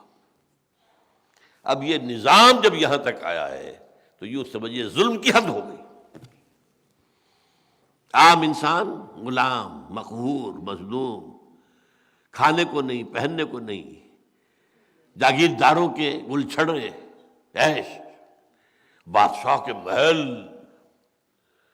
مشرق و مغرب کا نسوانی حسن جمع کر دیا گیا، کنیزوں کی فوجیں موجود ہیں۔ یہ ہے وہ وقت جب کہ یوں سمجھیے کہ نظام کی سختی جکڑ بندی اپنی انتہا کو پہنچ گئی۔ کہیں کسی کسانوں نے ریوولٹ کی ختم کر دی گئی، کہیں کسی اور نے ریوولٹ کی ختم کر دی گئی، اول تو اٹھنا مشکل ہوتا تھا۔ یہ وقت تھا جب کہ اب محمد الرسول اللہ آئے صلی اللہ علیہ وسلم۔ اور ایک بات نوٹ کیجئے خدا کے لیے، اس کے بعد سے لے کے آج تک انسان کی اصل ضرورت ایک عادلانہ نظام ہے۔ اس نظام میں ہم جکڑے ہوئے ہیں۔ آج کا نظام کیا ہے؟ جو آپ کی حکومت طے کر دے گی نصاب وہ پڑھایا جائے گا، آپ تو مجبور ہیں، you wash your hands of your son, آپ داخل کر دیجیے، اس کے بعد آپ کے ہاتھ میں کیا ہے؟ وہ تو جو پڑھائیں گے وہ پڑھے گا۔ کون بنائے گے ان کے کریکلم؟ کون بنائیں گے ان کے کون نصاب بنائیں گے؟ اب جو دھویا جا رہا ہے ہمارے نصاب کو تقریباً پورے عالم اسلام میں، سب سے بڑھ کر سعودی عرب میں، اسلام کی باتیں نکالو، اور یہ تحریک پاکستان نکالو تم اپنے کورسز سے، ریڈ ہسٹری ایز ہسٹری، نہیں کسی آئیڈیالوجی کے حوالے سے مت پڑھو۔ یہ سارا اب کیا کریں ہم؟ کہاں لے جائیں بچوں کو؟ غاروں میں بند کر دیں۔ آپ اپنے گھر میں ٹیلی ویژن نہیں لائیں گے، بچہ کہیں باہر جا کے دیکھے گا، پٹواڑی کی دکان پر دیکھے گا، دودھ والے کی دکان پر دیکھے گا، پڑوسی کے گھر چلا جائے گا۔ یو کانٹ ڈو اینی تھنگ۔ مجبوری جب تک نظام نہ بدلو۔ جو شاہ ولی اللہ دہلوی کہتے ہیں، جس نظام میں تقسیم دولت کا نظام غلط ہو جائے، نتیجہ کیا نکلتا ہے؟ ایک طرف دولت کے انبار ہیں، گلچھرے ہیں، عیاشیاں ہیں، عیش ہیں، بلٹ پروف گاڑیاں ہیں، محل ہیں، اور ایک طرف بھوک ہے، فاقہ ہے۔ اور بڑا پیارا لفظ استعمال کیا ہے، انسان کی حیثیت بار برداری کے اونٹ سے زیادہ نہیں رہتی۔ وہ انسان رہتا ہی نہیں، صبح سے شام تک کمر توڑ دینے والی محنت جو کر رہا ہے، اور پھر بھی 2 وقت کی روٹی پوری نہیں چل رہی۔ آپ توقع رکھتے ہیں کہ وہ اللہ سے دوڑ لگائے گا رات کو کھڑے ہو کر؟ خود حضور نے فرمایا کاد الفقر ان یکون کفرا، فقر جو ہے وہ تو کفر تک پہنچا دیتا ہے انسان کو۔ یہ فقر نہیں ہے جو خودکشیاں کروا رہا ہے، یہ فقر ہے کہ نہیں؟ ماں اپنے 3 بچیوں سمیت آ کر اور ریل کے انجن کے سامنے کودتی ہے۔ تو وہ کہتے ہیں کہ جب ایسا ہو جائے تو یہ ایک دو دھاری تلوار ہے، ایک تلوار ہے دو دھار، ادھر بھی کاٹتی ہے ادھر بھی کاٹتی ہے۔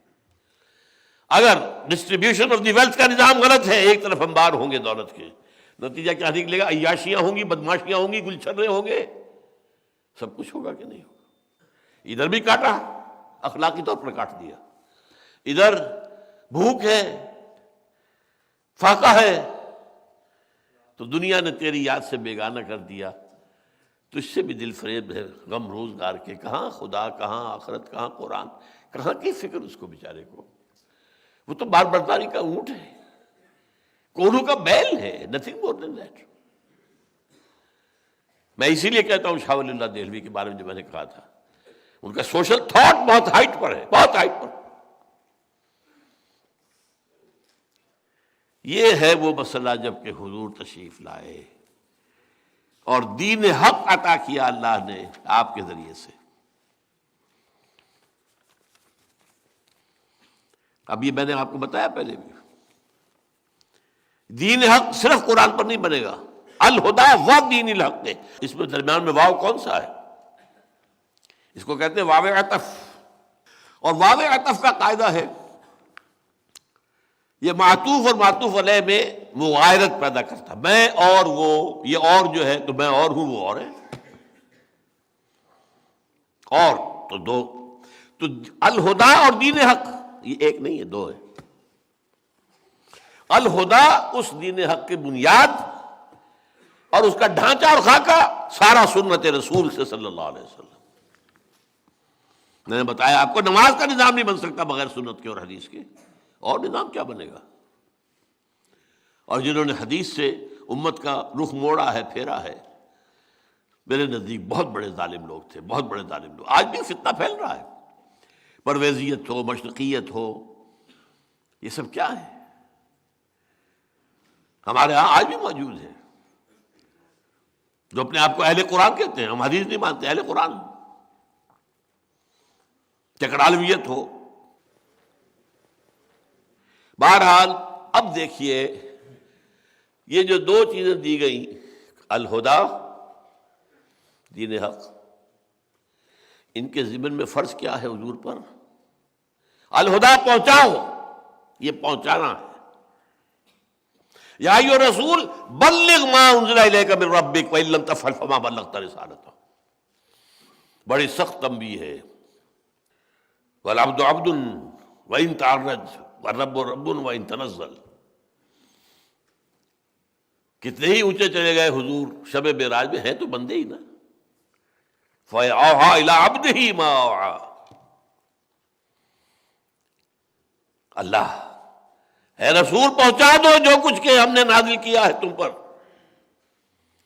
اور اگر تم نے کوئی کمی کی تو حق رسالت ادا نہیں ہوگا۔ اور قیامت کے دن ہم پوچھیں گے، سورہ اعراف کی 6 آیت ہے، فَلَنَسْأَلَنَّ الَّذِينَ أُرْسِلَ إِلَيْهِمْ وَلَنَسْأَلَنَّ الْمُرْسَلِينَ۔ ہم پوچھ کر رہیں گے ان سے بھی جن کی طرف ہم نے اپنے رسولوں کو بھیجا، تم تک ہمارے رسولوں کا پیغام آیا کہ نہیں؟ اور ہم پوچھیں گے ان سے بھی جن رسول بنا کر بھیجا، تم نے ہمارا پیغام پہنچا دیا تھا کہ نہیں؟ یہی وجہ ہے کہ خطبہ حجۃ الوداع میں ذرا اندازہ کیجئے کیا تشویش ہوگی ذہن میں حضور کے، جس کی وجہ سے آپ نے اینڈ میں سوال کیا ہے۔ 1.25 لاکھ کا مجموعہ ہے۔ الا هل بلغت، 3 دفعہ ایک لفظ دوہرایا آپ نے۔ ایک طرف دائیں طرف دیکھا، سامنے، پھر بائیں، اور تھوڑے تھوڑے فاصلے پر لوگ کھڑے ہوئے تھے، دائیں بھی بائیں بھی سامنے بھی، وہ ریپیٹ کر رہے تھے، پہنچا رہے۔ 1.25 لاکھ کا مجموعہ، آپ کو لاؤڈ اسپیکر تو تھا نہیں۔ آخری سوال، الا هل بلغت، میں نے پہنچا دیا یا نہیں؟ جواب میں، اور یہ عام عادت کے خلاف تھا، عام طور پر صحابہ ادب کی وجہ سے اول تو حضور کے سوال کا جواب دینے سے کتراتے تھے، اللہ و رسولہ عالم۔ وہ چل بولے وہ طالب علموں کی طرح نہیں تھے کہ جو استاد کو بھی پڑھانا چاہے، اللہ و رسولہ عالم۔ پھر پوچھتے تھے حضور، تب جواب دیتے۔ یہاں پہلے ہی مرحلے پر 4 جواب دیے ہیں۔ انا نشہد انک قد بلغت رسالۃ وادیت الامانۃ ونصحت الامۃ وکشفت الغمۃ۔ ہاں حضور ہم گواہ ہیں، آپ نے حق رسالت ادا کر دیا، حق امانت ادا کر دیا۔ یہ قرآن ہمارے لیے اللہ نے اتارا تھا، آپ کے پاس تو امانت تھا نا، امت کی خیر خواہی کا حق ادا کر دیا اور گمراہی کے اندھیاریوں کے بادل چھانٹ دیے۔ پھر الا هل بلغت انا نشهد انك قد بلغت الرسالة واديت الامانة ونصحت الامة وكشفت الغمة۔ یہ کیوں؟ اس لیے کہ وہ آج سامنے تھی نا، فَلَنَسْأَلَنَّ الَّذِينَ أُرْسِلَ إِلَيْهِمْ وَلَنَسْأَلَنَّ الْمُرْسَلِينَ۔ آخر رسول میں بندہ ہے، وَنَشْهَدُ أَنَّ مُحَمَّدًا عَبْدُهُ وَرَسُولُهُ، ان سے بھی تو محاسبہ ہوگا۔ اے اللہ میں نے پہنچا دیا تھا، اس لیے گواہی لے لی ہے، اے اللہ انہوں نے مان لیا تھا کہ میں نے پہنچا دیا تھا۔ تو کام الہدا کے ضمن میں کیا ہے؟ تبلیغ، اور اس کے ذریعے سے جو اضافی کام لینا ہے وہ میں اگلے لیکچر میں بیان کروں گا۔ اور دین کو تقاضا کامل ہو گیا، اسے قائم کرو، یہ صرف تبلیغ کی شے نہیں ہے، بس یہ بات سمجھ لیجئے نکتہ۔ دین محض تبلیغ کے لیے نہیں، دین کو قائم کرو، غالب کرو، قائم کر کے دکھاؤ۔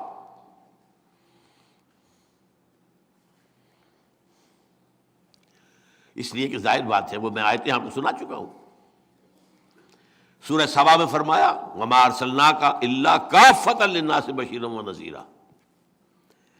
یہ تکمیل رسالت کا وہ پہلو ہے جو میں نے کہا تھا کہ جو قرآن میں اس آیت میں نہیں ہے، علیحدہ آیات۔ وہ آیت کیا ہے؟ آپ کو تمام انسانوں کے لیے بھیجا گیا، اس سے پہلے کوئی رسول نہیں بھیجا گیا۔ حضرت عیسیٰ تک کا حال یہ ہے، وہ تو اپنے حواریین کو بھی روک کر گئے ہیں کہ تمہیں جا کر جنٹائلز میں تبلیغ نہیں کرنی، صرف میں تو اسرائیل کے گھرانے کی کھوئی ہوئی بیڑوں کی تلاش میں آیا ہوں، صرف ان میں تبلیغ کروں۔ پہلے اور آخری رسول ہے محمد صلی اللہ علیہ وسلم، جو پوری نوع انسانی کے لیے بھیجے گئے۔ اور اس کا تعلق کس ارتقاء سے ہے یہ بھی سمجھ لیجئے، اس ذہنی فکری ارتقاء سے تعلق ہے ہدایت کے اندر اضافہ اضافہ اضافہ اضافہ اضافہ، تاں کہ الہدا، کامل ہدایت نامہ۔ تمدن میں غاروں سے لے کر اور امپائرز تک، تاں کہ دین حق آ گیا۔ یہ جو ہے تقاضا کس کا ہے؟ یہ سائنٹیفک جو ترقی ہوئی ہے، جس کی وجہ سے حضور کے زمانے میں آ کر یہ ممکن ہوا کہ ذرائع رسل و رسائل اتنے تھے کہ ایک دعوت تمام انسانوں تک پہنچ سکتی تھی۔ آج پہنچ سکتی ہے کہ نہیں؟ میں تقریر کر رہا ہوں، آپ کا آڈیو بن رہا ہے، ویڈیو بن رہا ہے، کہیں سے کہیں پہنچ جائے گا۔ آج بھی اس وقت بھی نہ معلوم کہیں لوگ کیا کیا سن رہے ہوں، اللہ عالم، پہنچتے کہ نہیں؟ تو یہ جو ایک سوشل سائنسز، سائنٹیفک ڈیولپمنٹ ہوئی ہے، ایک ذہنی و فکری فلسفیانہ ڈیولپمنٹ، ایک تمدن کا ارتقاء اور ایک سائنسی ارتقاء، جس کی وجہ سے اب یہ گلوب کیا ہے؟ گلوبل ولیج بن گیا ہے، اب یہ ایک شہر بن گیا ہے۔ یہ ملک جو ہے، یہ دنیا سکڑ کر کیا ہو گئی ہے؟ Global village. اس لیے آپ کی رسالت ہے کہ جو پوری نوع انسانی کے لیے ہے۔ وَمَا أَرْسَلْنَاكَ إِلَّا رَحْمَةً لِّلْعَالَمِينَ، سورہ انبیاء میں فرمایا۔ سورہ اعراف میں فرمایا اے نبی کہہ دیجئے یا ایھا الناس انی رسول اللہ الیکم جمیعا، میں تم سب کی طرف اللہ کا رسول ہوں۔ اور سورہ صف کے ساتھ جڑواں سورت ہے سورہ جمعہ، یہاں مرکزی آیت کیا ہے؟ هو الذی ارسل رسولہ بالہدی ودین الحق لیظہرہ علی الدین کلہ، علی الدین کلہ، پورا دین۔ اس میں مائنس ون مائنس ٹو نہیں ہو سکتا، ٹوٹل دین۔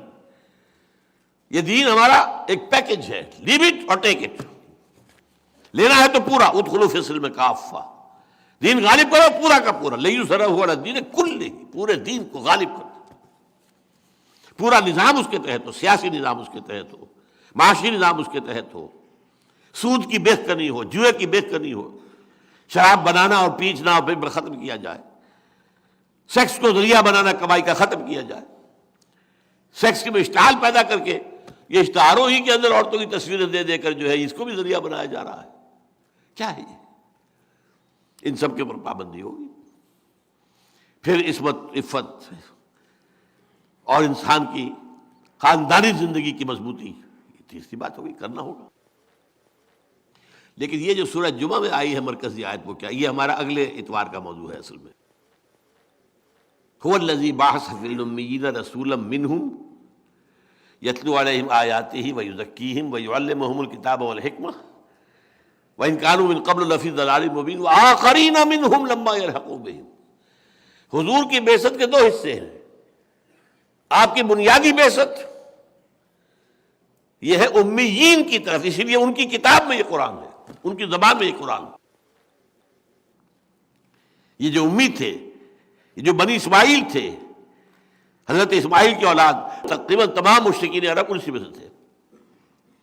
یہ ہے اصل نیوکلیس، جس کو میں کہا کرتا ہوں امت کی تشکیل میں، جیسے ایٹم کا سٹرکچر آپ کو معلوم ہے، بیچ میں نیوکلیس ہے، اس میں پروٹونز ہیں اور شاید کچھ نیوٹرونز ہوتے ہیں، اور چاروں طرف چکر جو لگا رہے ہیں الیکٹرونز۔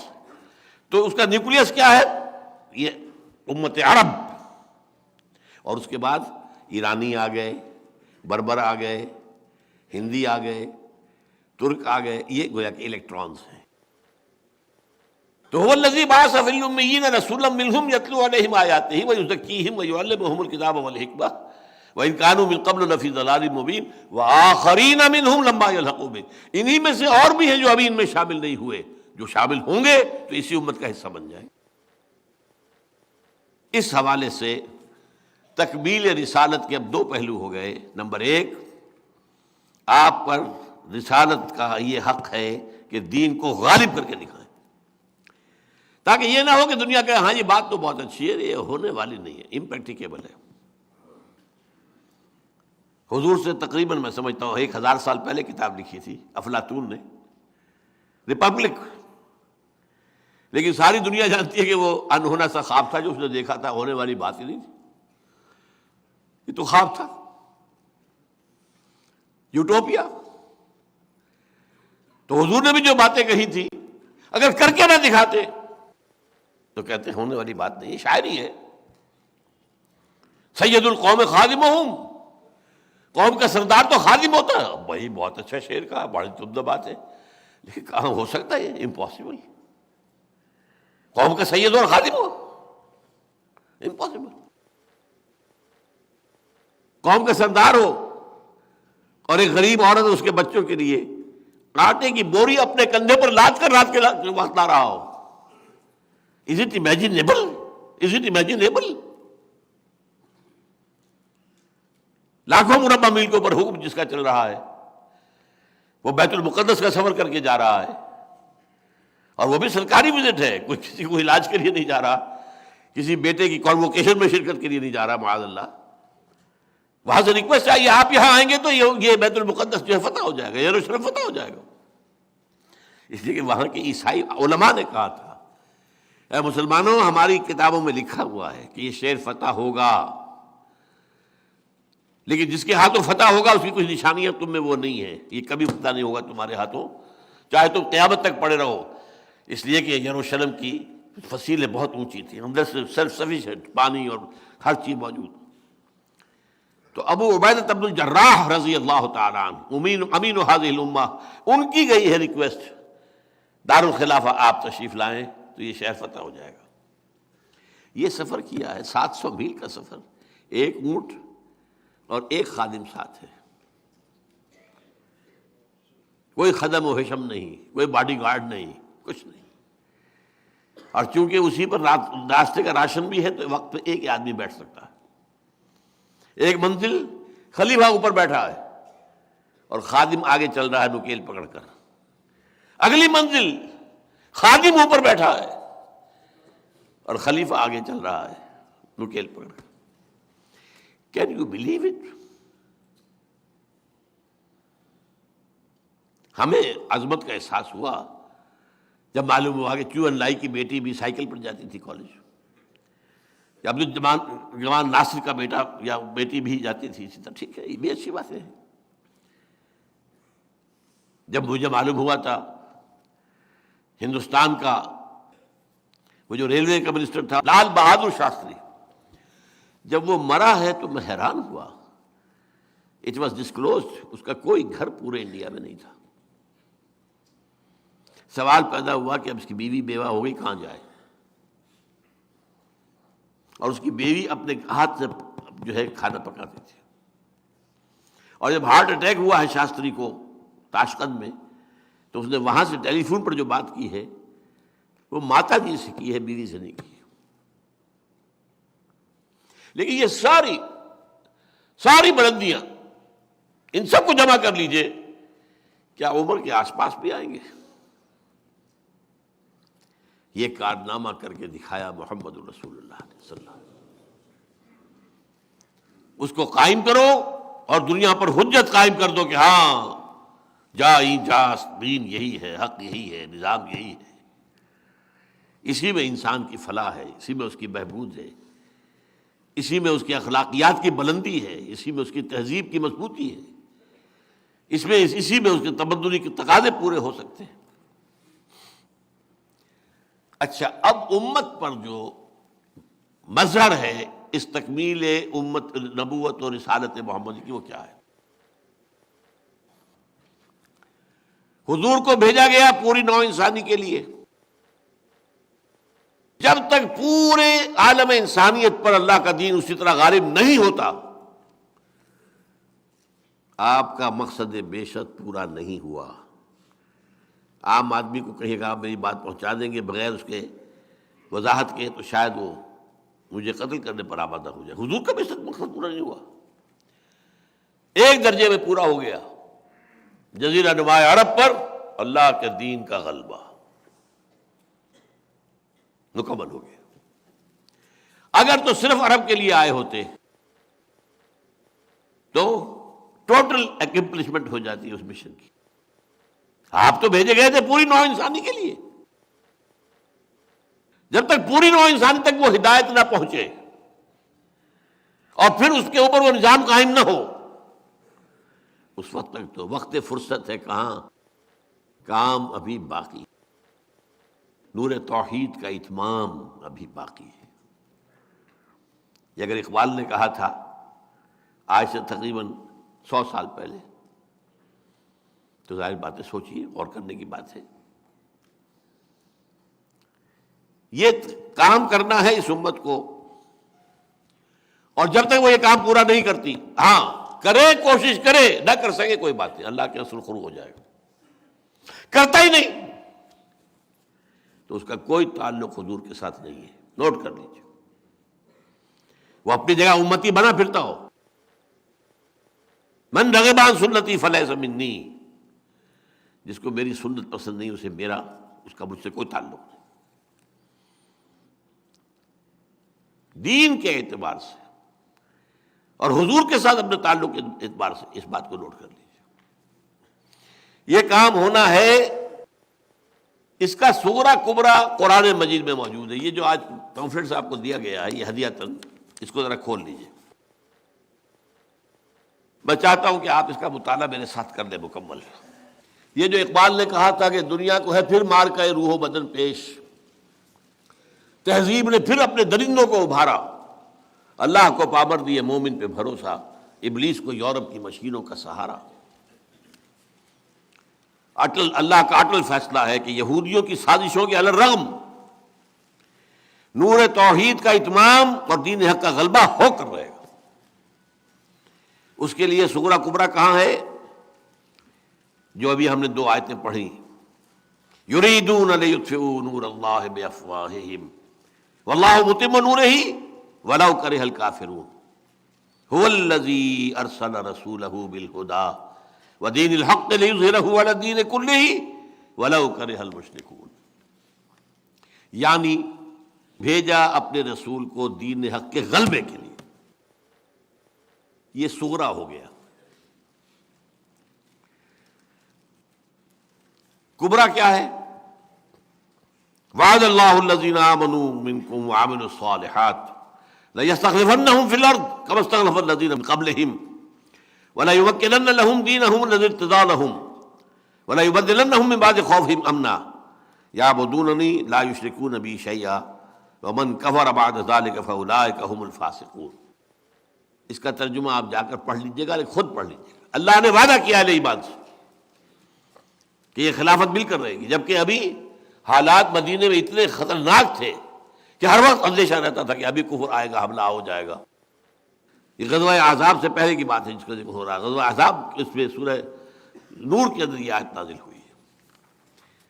اب تیسرے صفحے پہ آئیے، چوتھے صفحے پہ، خلافت علی منہاج النبوت کا دور دوبارہ آ کر رہے گا۔ یہ ایک لمبی حدیث ہے، حضور نے اپنے زمانے سے لے کر اور قیامت تک 5 ادوار گنا دیے۔ یہ بھی جا کر پڑھیے گا، میں اس وقت تو صرف کروا رہا ہوں آپ کو ساتھ ساتھ، لیکن اس کی اہمیت کیا ہے یہ ہم نے آپ کی خدمت میں ہدیہ پیش کیا ہے۔ یہ جا کر پھینک نہ دیجیے خدا کے لیے، بہت بڑی توہین کے مرتکب ہو جائیں گے، اور میں سمجھتا ہوں خیانت ہوگی۔ ان پر ظاہر بات ہے تنظیم کے کارکنوں کے پیسے خرچ ہوئے، ایسے تو نہیں چھپتی، تو اس کا حق ادا کیجیے۔ پہلا دور دور نبوت، حضور نے کہا میں رہوں گا جب تک اللہ چاہے گا، پھر دور نبوت ختم، پھر خلافت علی منہاج النبوت کا دور آئے گا،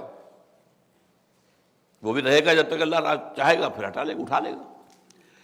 پھر ظالم بادشاہت کا زمانہ آئے گا، بنو امیہ، بنو عباس، یہ کون تھے؟ حادثہ کربلا کب ہوا؟ واقعہ ہررا کب ہوا؟ میں اشارے کر رہا ہوں صرف۔ پھر غلامی والی بادشاہت کا دور آئے گا، اس سے مراد میں نہیں سمجھتا کہ اس وقت کیا سمجھی گئی ہو، آج سمجھ میں آتی ہے۔ کولونیل رول، کہیں انگریز، ہمارا بادشاہ، ہماری ملکہ کون تھی؟ ملکہ وکٹوریہ۔ اس سے پہلے کم از کم مسلمان تو تھے بادشاہ، اچھے بھی تھے برے بھی تھے، ٹھیک ہے، بہت برے بھی تھے بہت اچھے بھی تھے، لیکن یہ تھے تو مسلمان، نام لیوا تو تھے محمد کے صلی اللہ علیہ وسلم۔ پھر تو پورے عالم اسلام پر کہیں انگریز، کہیں فرانسیسی، کہیں ولندیزی، کہیں پورچوگیز، کہیں اسپینیئرز، کہیں اٹالینز، کہیں فرینچ، یہ ہوا کہ نہیں؟ اس کے بعد فرمایا ثم تکون خلافت علی منہاج النبوہ، پھر 5واں دور آئے گا دوبارہ جس میں اللہ کی خلافت قائم ہوگی۔ یہ وقت آنے والا ہے۔ یہ خبر کس کی دی ہوئی ہے؟ محمد رسول اللہ صلی اللہ علیہ وسلم۔ مسند احمد کی روایت ہے نعمان بن بشیر رضی اللہ تعالیٰ عنہ سے۔ یہ تو آیا زمانے کے اعتبار سے 1 2 3 4 5، 1 2 دوسرا تیسرا چوتھا، 4 گزر چکے ہیں۔ اس وقت انسان کہاں ہے؟ چوتھے اور 5ویں کے درمیان ہے۔ چوتھا دور کولونیلزم ایک اعتبار سے ختم ہو چکا ہے، انگریز چلا گیا، فرانسیسی چلے گئے، اسپینیئرز چلے گئے، اٹالینز چلے گئے، ولندیزی چلے گئے، پورچوگیز چلے گئے، ایک اعتبار سے گئے۔ ایک اعتبار سے اب اثر نو ایک نیا مالیاتی شکنجہ کسا جا رہا ہے پوری نوع انسانی پر۔ یہ IMF، world bank, multi nationals, trips, اب اس کی وضاحت میں نہیں جا سکتا اس وقت۔ ایک طرف مغرب جو ہے شیطان اور یہودیوں کی زیر قیادت، اصل قیادت یہودی کی، میدان میں قیادت امریکہ کی، پیچھے اصل طاقت، پلانر، نقشہ دینے والا، پروگرام دینے والا یہودی۔ اب جو آنے والا دور ہے وہ اپنے یہودی چاہتے ہیں ہمارا مالیاتی شکنجہ پوری دنیا کو کس لے اپنے اندر، بٹ امریکہ چاہتا ہے ہمارا جو یہ قبضہ ہے دنیا پر مکمل ہو جائے، اور زائنسٹ جو ایجنڈا ہے 5 نکاتی، ایک بہت بڑی جنگ ہو جس میں گریٹر اسرائیل قائم ہو جائے، وہاں سارے دنیا کے یہودی لا کے جمع کر دیے جائیں، اس کے بعد جو ہے دنیا میں وہاں ان کا دجال ظاہر ہوگا جو ان کو کہے گا میں مسیحا ہوں، اور پوری دنیا ہم فتح کریں گے۔ پھر جنگوں کا دور ہوگا، حضرت جو ہے مہدی آئیں گے، حضرت عیسیٰ نازل ہوں گے، پھر جو ہے عالمی سطح پر اسلام کا نظام قائم ہوگا، اور وہ نظام پھر گلوبل ہوگا۔ اس کو میں نے صرف بیان اس وقت کر دیا، اگلی حدیث پڑھ لیجئے۔ جب یہ نیا نظام اب آئے گا تو اس کی ایکسٹینٹ کیا ہوگی، کتنا پھیلا ہوا ہوگا؟ کل جہاں معمور ہوگا نغمہ توحید سے۔ عن ثوبان رضی اللہ عنہ قال رسول اللہ صلی اللہ علیہ وسلم ان اللہ زوالی الارض فرأیت مشارقها ومغاربها وان امتی سیبلغ ملکها ما زوی علی منها۔ حضرت ثوبان فرماتے ہیں کہ رسول اللہ صلی اللہ علیہ وسلم نے فرمایا ہے کہ میرے لیے پوری زمین کو لپیٹ کر مجھے دکھا دیا گیا، اور سن لو میری امت کی حکومت ان تمام علاقوں پر قائم ہو کر رہے گی جو زمین کو لپیٹ کر مجھے دکھا دیے گئے. اور یہ مسلم شریف کی روایت ہے، معمولی نہیں. مسلم شریف، ترمذی، ابو داؤد، ابن ماجہ. اور یہی وہ نقشہ ہے اصل میں جو اقبال نے بیان کیا ہے. آسماں ہوگا سحر کے نور سے آئینہ پوش، اور ظلمت رات کی سیما پا ہو جائے گی. پھر دلوں کو یاد آ جائے گا پیغام سجود، پھر جبیں خاک حرم سے آشنا ہو جائے گی. آنکھ جو کچھ دیکھتی ہے لب پہ آ سکتا نہیں، محو حیرت ہوں کہ دنیا کیا سے کیا ہو جائے گی. شب گریزاں ہوگی آخر جلوہ خورشید سے، یہ چمن معمور ہوگا نغمہ توحید سے. گلوبل اللہ تعالیٰ کی حکمت. اور ایک اور حدیث اسی موضوع کی پڑھ لیجئے، عن المقداد رضی اللہ عنہ انہ سمع رسول اللہ صلی اللہ علیہ وسلم یقول لا يبقى على ظہر الارض بیت مدر ولا وبر الا ادخلہ اللہ کلمۃ الاسلام بعز عزیز وذل ذلیل اما یعزهم فیجعلهم من اہلها او یذلهم فیدینون لها قلت فیکون الدین کلہ للہ. مقداد ابن اسود فرماتے ہیں رضی اللہ تعالیٰ عنہ، حضور نے فرمایا زمین پر کوئی گھر نہیں بچے گا، نہ اینٹ گارے کا بنا ہوا، نہ خیمہ جو جانوروں کے کمبلوں سے بنایا جاتا ہے، جس میں اللہ اسلام کے کلمے کو داخل نہ کر دے. لا یبقى علی ظہر الارض، زمین پر دو ہی طرح کی بستیاں ہیں نا، یا نوبیڈس ہیں، وہ اپنے جو ہے خیمے اٹھائے پھرتے ہیں، جہاں جہاں دیکھی کہ گھاس واس ہے خیمے گاڑ لیے بیٹھ گئے. یا پھر جو ہے آپ کو معلوم ہے پوری طرح سے آبادیاں ہیں، شہر ہیں. نہ کوئی شہر کا کوئی گھر بچے گا، نہ کوئی کسی ویران کے اندر جو ہے لگنے والا خیمہ بچے گا جس میں اللہ کا کلمہ داخل نہ ہو جائے. اور اس داخلے کے دو راستے ہوں گے، بعز عزیز و ذل ذلیل. یا تو صاحب عزت کے اعزاز کے ساتھ، اور یا ذلیل کی ذلت کے ساتھ.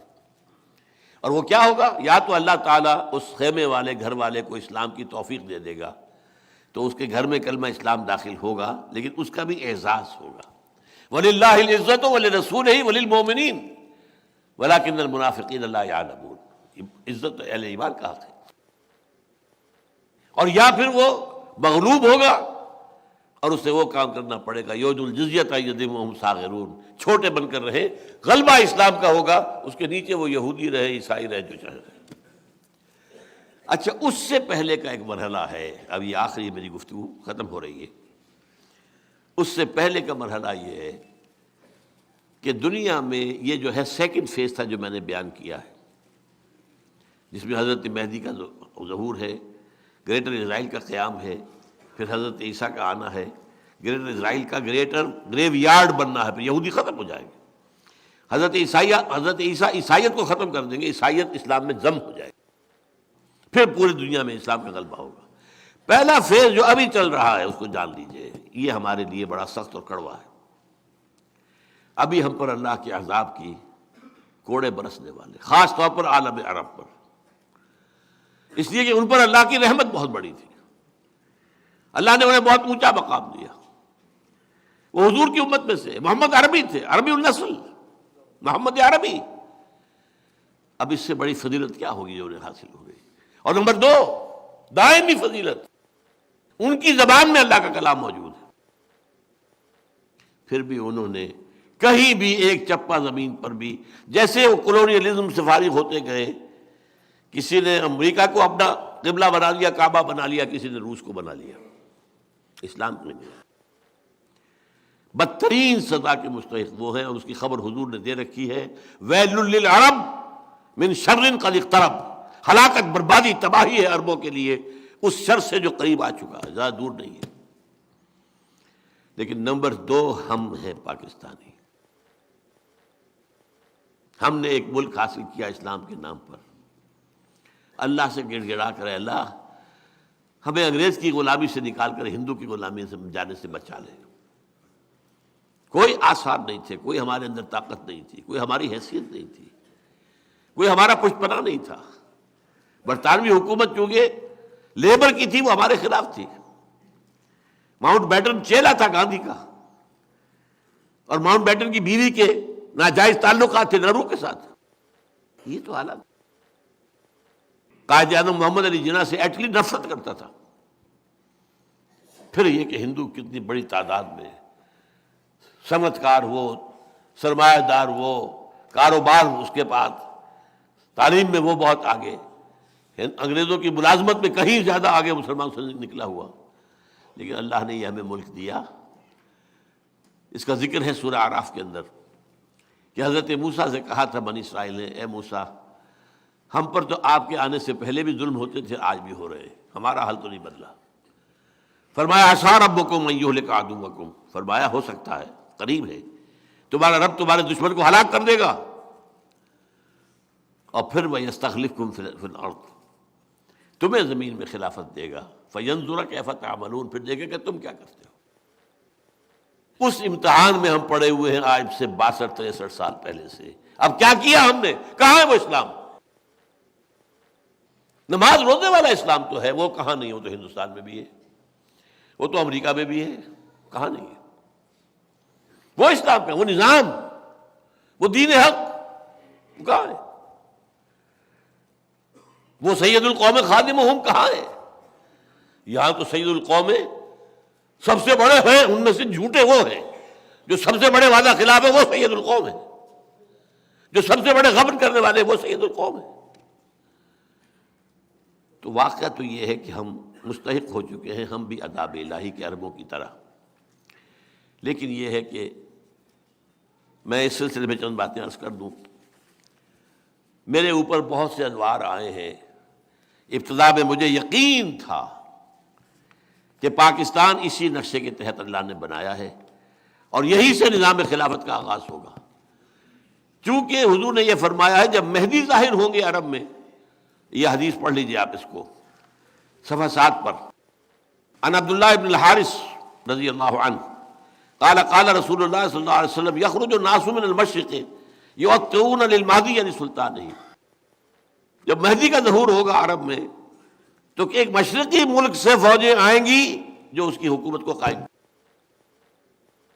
اب ظاہر بات ہے پاکستان اسی مشرق کے اندر تو ہے نا، افغانستان بھی ہے، بھارت بھی ہے اور ایران بھی ہے. لیکن جہاں سے بات چلی کہ پاکستان کا مطلب کیا، لا الہ الا اللہ، وہ تو ایک ہی ملک تھا نا. لہذا اور اس سے پہلے کی بھی یہ میں بیان کر چکا ہوں بہت سی چیزیں، اس وقت میں تفصیل میں نہیں جا سکتا. مجھے یقین تھا کہ یہیں سے انشاءاللہ وہ نظام قائم ہوگا اور پھر یہیں سے فوجیں جائیں گی حضرت مہدی کی حکومت قائم کرنے کے لیے. اور وہ کیوں؟ وہ بھی مجھ پر واضح ہے.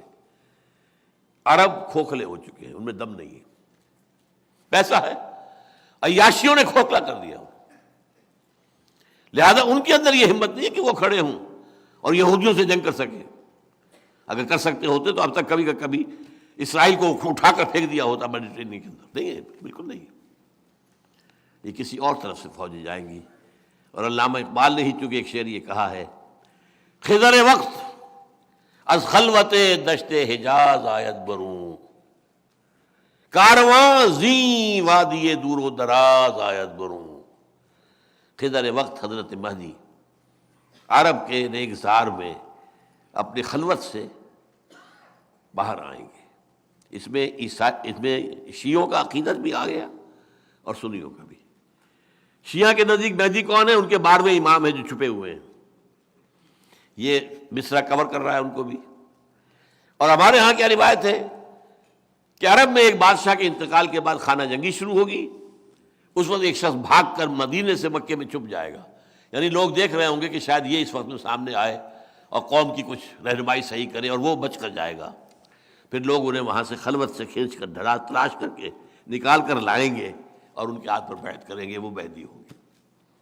تو مصرع جو ہے نمبر 1 دونوں کو کور کر رہا ہے. خضر وقت از خلوت دشت حجاز آیت بروں، کارواں زی وادی دور و دراز آیت. یہ وادی کون سی ہے جس میں آپ بیٹھے ہوئے ہیں؟ کبھی سوچا ہے؟ یہ وادی سندھ ہے. وادی کسے کہا کرتے ہیں؟ 2 پہاڑی سلسلے ہیں، اس کے درمیان میں وادی ہے. کوئی بڑی نزدیک بڑا جو ہے دریا بہ رہا ہے. وادی سندھ پورا پنجاب بھی اسی میں شامل ہے. وہ تو ہم سے چھین لیا گیا نا، ورنہ ایسٹ پنجاب کے دریا کہاں آ رہے تھے؟ دریا بیاس، دریا ستلج، دریا راوی ادھر سے آ رہے تھے نا. پھر اوپر سے سارے دریائے گلگت ہو، منزا ہو، سب وہیں آ رہے ہیں. پھر آئیے ایسٹ افغانستان کے سارے دریا ادھر آ رہے ہیں. دریا کابل کہاں سے آ رہا ہے؟ دریا گومل، دریا ٹوچی، دریا بولان.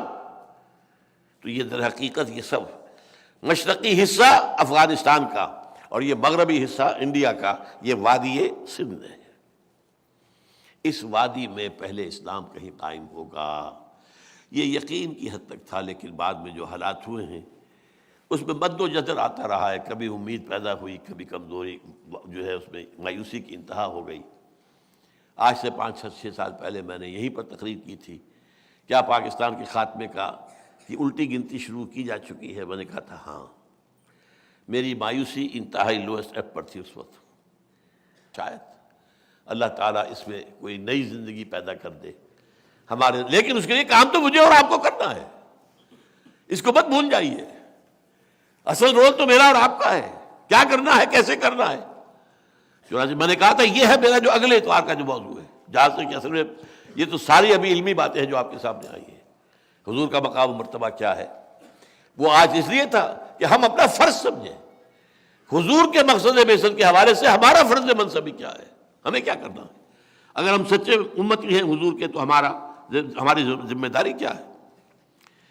بہرحال اب اس صورت میں آپ سے آخری بات کہہ رہا ہوں کہ یہ جو ہونے والا ہے معاملہ، اس کے اندر جو کام جو اب کرنا ہے اس کو 2 حصوں میں سمجھیے. بلکہ ایک جملہ پہلے اور میری آج کی گفتگو کا حاصل میں آپ کو ایک شعر کے حوالے سے بتانا چاہتا ہوں. حضور کی سیرت پر جب جلسے ہوتے ہیں تو آپ کی زلفوں کی تعریف، آپ کی آنکھوں کی تعریف.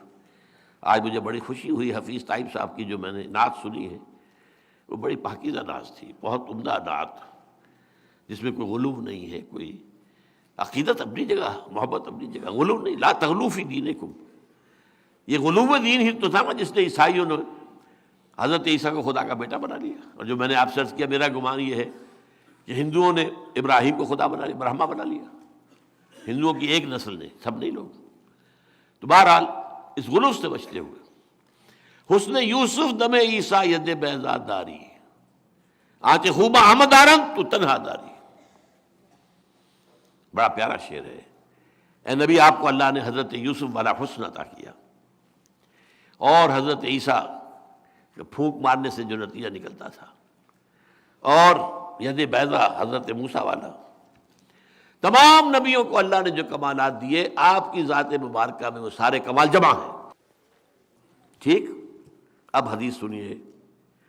تمام انبیاء اور رسولوں نے جو تکلیفیں برداشت کی ہیں، میں نے تنہا وہ سب برداشت کی. یہ کوئی بیان کرتا ہے؟ کبھی اس کا ذکر آتا ہے؟ 3 سال کی نظر بندی اور فاقوں کی وہ انتہا، کچھ کھانے کو نہیں ہے. بچے بلک رہے ہیں اور سوکھے چمڑے ابال کر اس کا پانی ان کے منہ میں ڈالنے کے سوا کچھ نہیں کھانے کو. 3 ایئرس طائف میں پتھرا ہوا ہے، جس میں اتھر جو ہے زخمی ہوا ہے. دامن احد میں دندان مبارک شہید ہوئے ہیں. اتنا خون گیا ہے کہ آپ بے ہوش ہو کر گر گئے اور خبر اڑ گئی کہ آپ کا انتقال ہو گیا. لیکن اس میں اصل بات کیا تھی، یہ تو بات بعد میں آئے گی ہماری. یہ حجت ہے اس امت پر. اللہ کر سکتا تھا کہ حضور کے پاؤں میں کانٹا تک نہ چبھتا اور انقلاب آ جاتا. کسی کو ڈو اٹ. اور وہ محبوب رب العالمین تھے. کوئی چاہے گا کہ اپنے محبوب کے پاؤں میں کانٹا چبھا ہوا دیکھے، اور وہ کر سکتا تھا، نہیں کیا. کیوں نہیں کیا؟ آج تو اللہ کا رسول ہے، آئندہ یہ کام اس امت کو کرنا ہے. امت کے لیے معجزے نہیں آئیں گے. رسول کے لیے آ سکتے تھے، نہیں آئے، تاکہ حجت قائم ہو جائے. تمہیں بھوکے رہنے کا خوف ہے تو میری بھوک نہیں تم نے دیکھی. اگر غزوہ احزاب میں صحابہ نے اپنے پیٹوں پر پتھر باندھے ہوئے تھے اور آ کر جب کہا حضور اب تو ناممکن ہو گیا ہمارے لیے، کھڑا ہونا مشکل ہے، دیکھیے ہم نے پتھر باندھ کر اپنے پیٹوں کے ساتھ کس کر اپنی چادروں سے اپنے آپ کو کھڑا کیا ہوا ہے، اپنا کرتا اٹھا کر دکھایا، 2 پتھر بندھے ہوئے ہیں۔ یہ سب اس لیے کیا بات ہے، بنی اسرائیل زیادہ پیارے تھے؟ ذرا بھوک لگی من و سلوہ اتر آیا، دھوپ لگی تو اوپر جو ہے سائبان چل رہا ہے بادلوں کا، سمندر راستہ روک رہا ہے، پھاڑ دیا اسے ایک ضرب سے۔ پیاس لگی ہے، ایک ضرب سے 12 چشمے، ایک ضرب سے، تاکہ ہر قبیلے کا اپنا علیحدہ علیحدہ چشمہ ہو جائے، لڑے نہ پانی پر۔ کہیں پانی پینے پلانے پہ جھگڑا اور کہیں گھوڑا آگے بڑھانے پہ جھگڑا۔ قبائلی زندگی میں تو یہ ہوتا ہے۔ یہاں نہیں آیا۔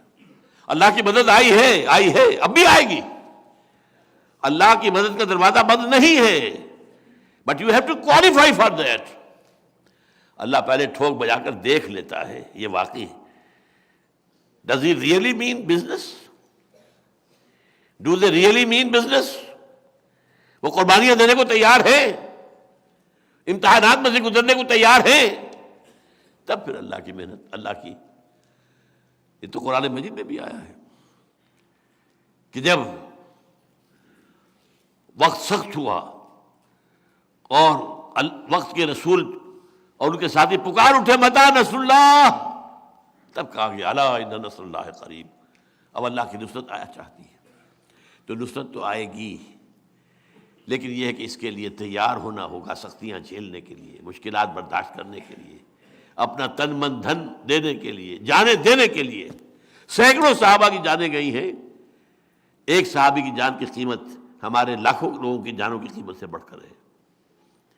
یہ کام ہوگا، لیکن میں اب آپ سے عرض کر رہا ہوں حجت قائم کی گئی پوری نوع انسانی پر۔ دیکھو یہ نظام ہم نے قائم کر دیا تھا، اور یہ ہسٹوریکل ایرا ہے، یہ کہ پرانی کہانیاں نہیں ہیں، یہ کوئی فیری ٹیلز نہیں ہے، it's a recent past 1400 years ago, اور ایک ایک چیز پوری طرح لکھی ہوئی، منضبط، کنٹرول میں، ریکارڈ میں، اور ایک حجت امت پر قائم کی۔ اس مشن کی تکمیل اب تمہارے ذمہ ہے نا۔ میرے ہاتھوں اللہ نے جزیرہ نما عرب میں اللہ کے دین کو غالب کر دیا، میں نے تم تک قرآن کی دعوت پہنچا دی۔ My mission in a way has been accomplished, تمہاری حد تک اور جزیرہ نما عرب کی حد تک۔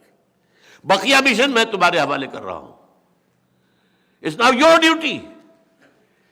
وہ بھاری بوجھ جو میرے کندھے پر آیا تھا، سنلقی علیک قولا ثقیلا، آج تم پر منتقل ہو گیا ہے۔ اب جو کام کرنا ہے میں آپ سے عرض کر دوں، یہ کام کیسے ہوگا؟ ویسے تو میں نے اس پر کتاب لکھی ہوئی ہے، منہج انقلاب نبوی، 400 صفحے سے زیادہ، شاید اس سے زیادہ کی کتاب ہے۔ میں ان 2 اتواروں میں اس کو 2 بڑے حصوں میں تقسیم کر کے بیان کروں گا۔ سب سے مشکل کام ایک جماعت کا بنانا ہے۔ جوش میں آ کر لوگ گولیاں کھا لیتے ہیں سینہ کھول کر، جوش میں، لیکن مسلسل محنت، اس میں گھلنا، اس کے لیے تیار نہیں، خصوصاً ڈسپلن، نظم کی پابندی، سموتاج۔ سب سے مشکل کام جماعت بنانا ہے۔ جماعت بنے گی تو وہ جہاد کرے گی۔ ہمیں یہ ہے یا تو جہاد کے اوپر جاتے سیدھے، جاؤ یہ بس 30 دن کی ٹریننگ ہے، لے لو جا کر، اور جا کر جو ہے لے کر یہ کلاشن کو نکل جاؤ، چاہے وہ کشمیر میں چلے جاؤ، چاہے افغانستان۔ بھائی نہیں، اس جہاد کے لیے جماعت حضور نے بنائی تھی 12 برس میں۔ وہ کیسے بنائی تھی؟ اگلے اتوار کا میرا اصل موضوع یہ ہے۔ اور پھر لاسٹ جو ہے وہ تصادم جب ہوا ہے، پھر اس تصادم کے مراحل کیا تھے، اس کی مین فیچرز کیا تھے، اس پر ہماری انشاءاللہ گفتگو مکمل ہو جائے گی۔ اقول قولی ھذا واستغفر اللہ لی ولکم ولسائر المسلمین والمسلمات۔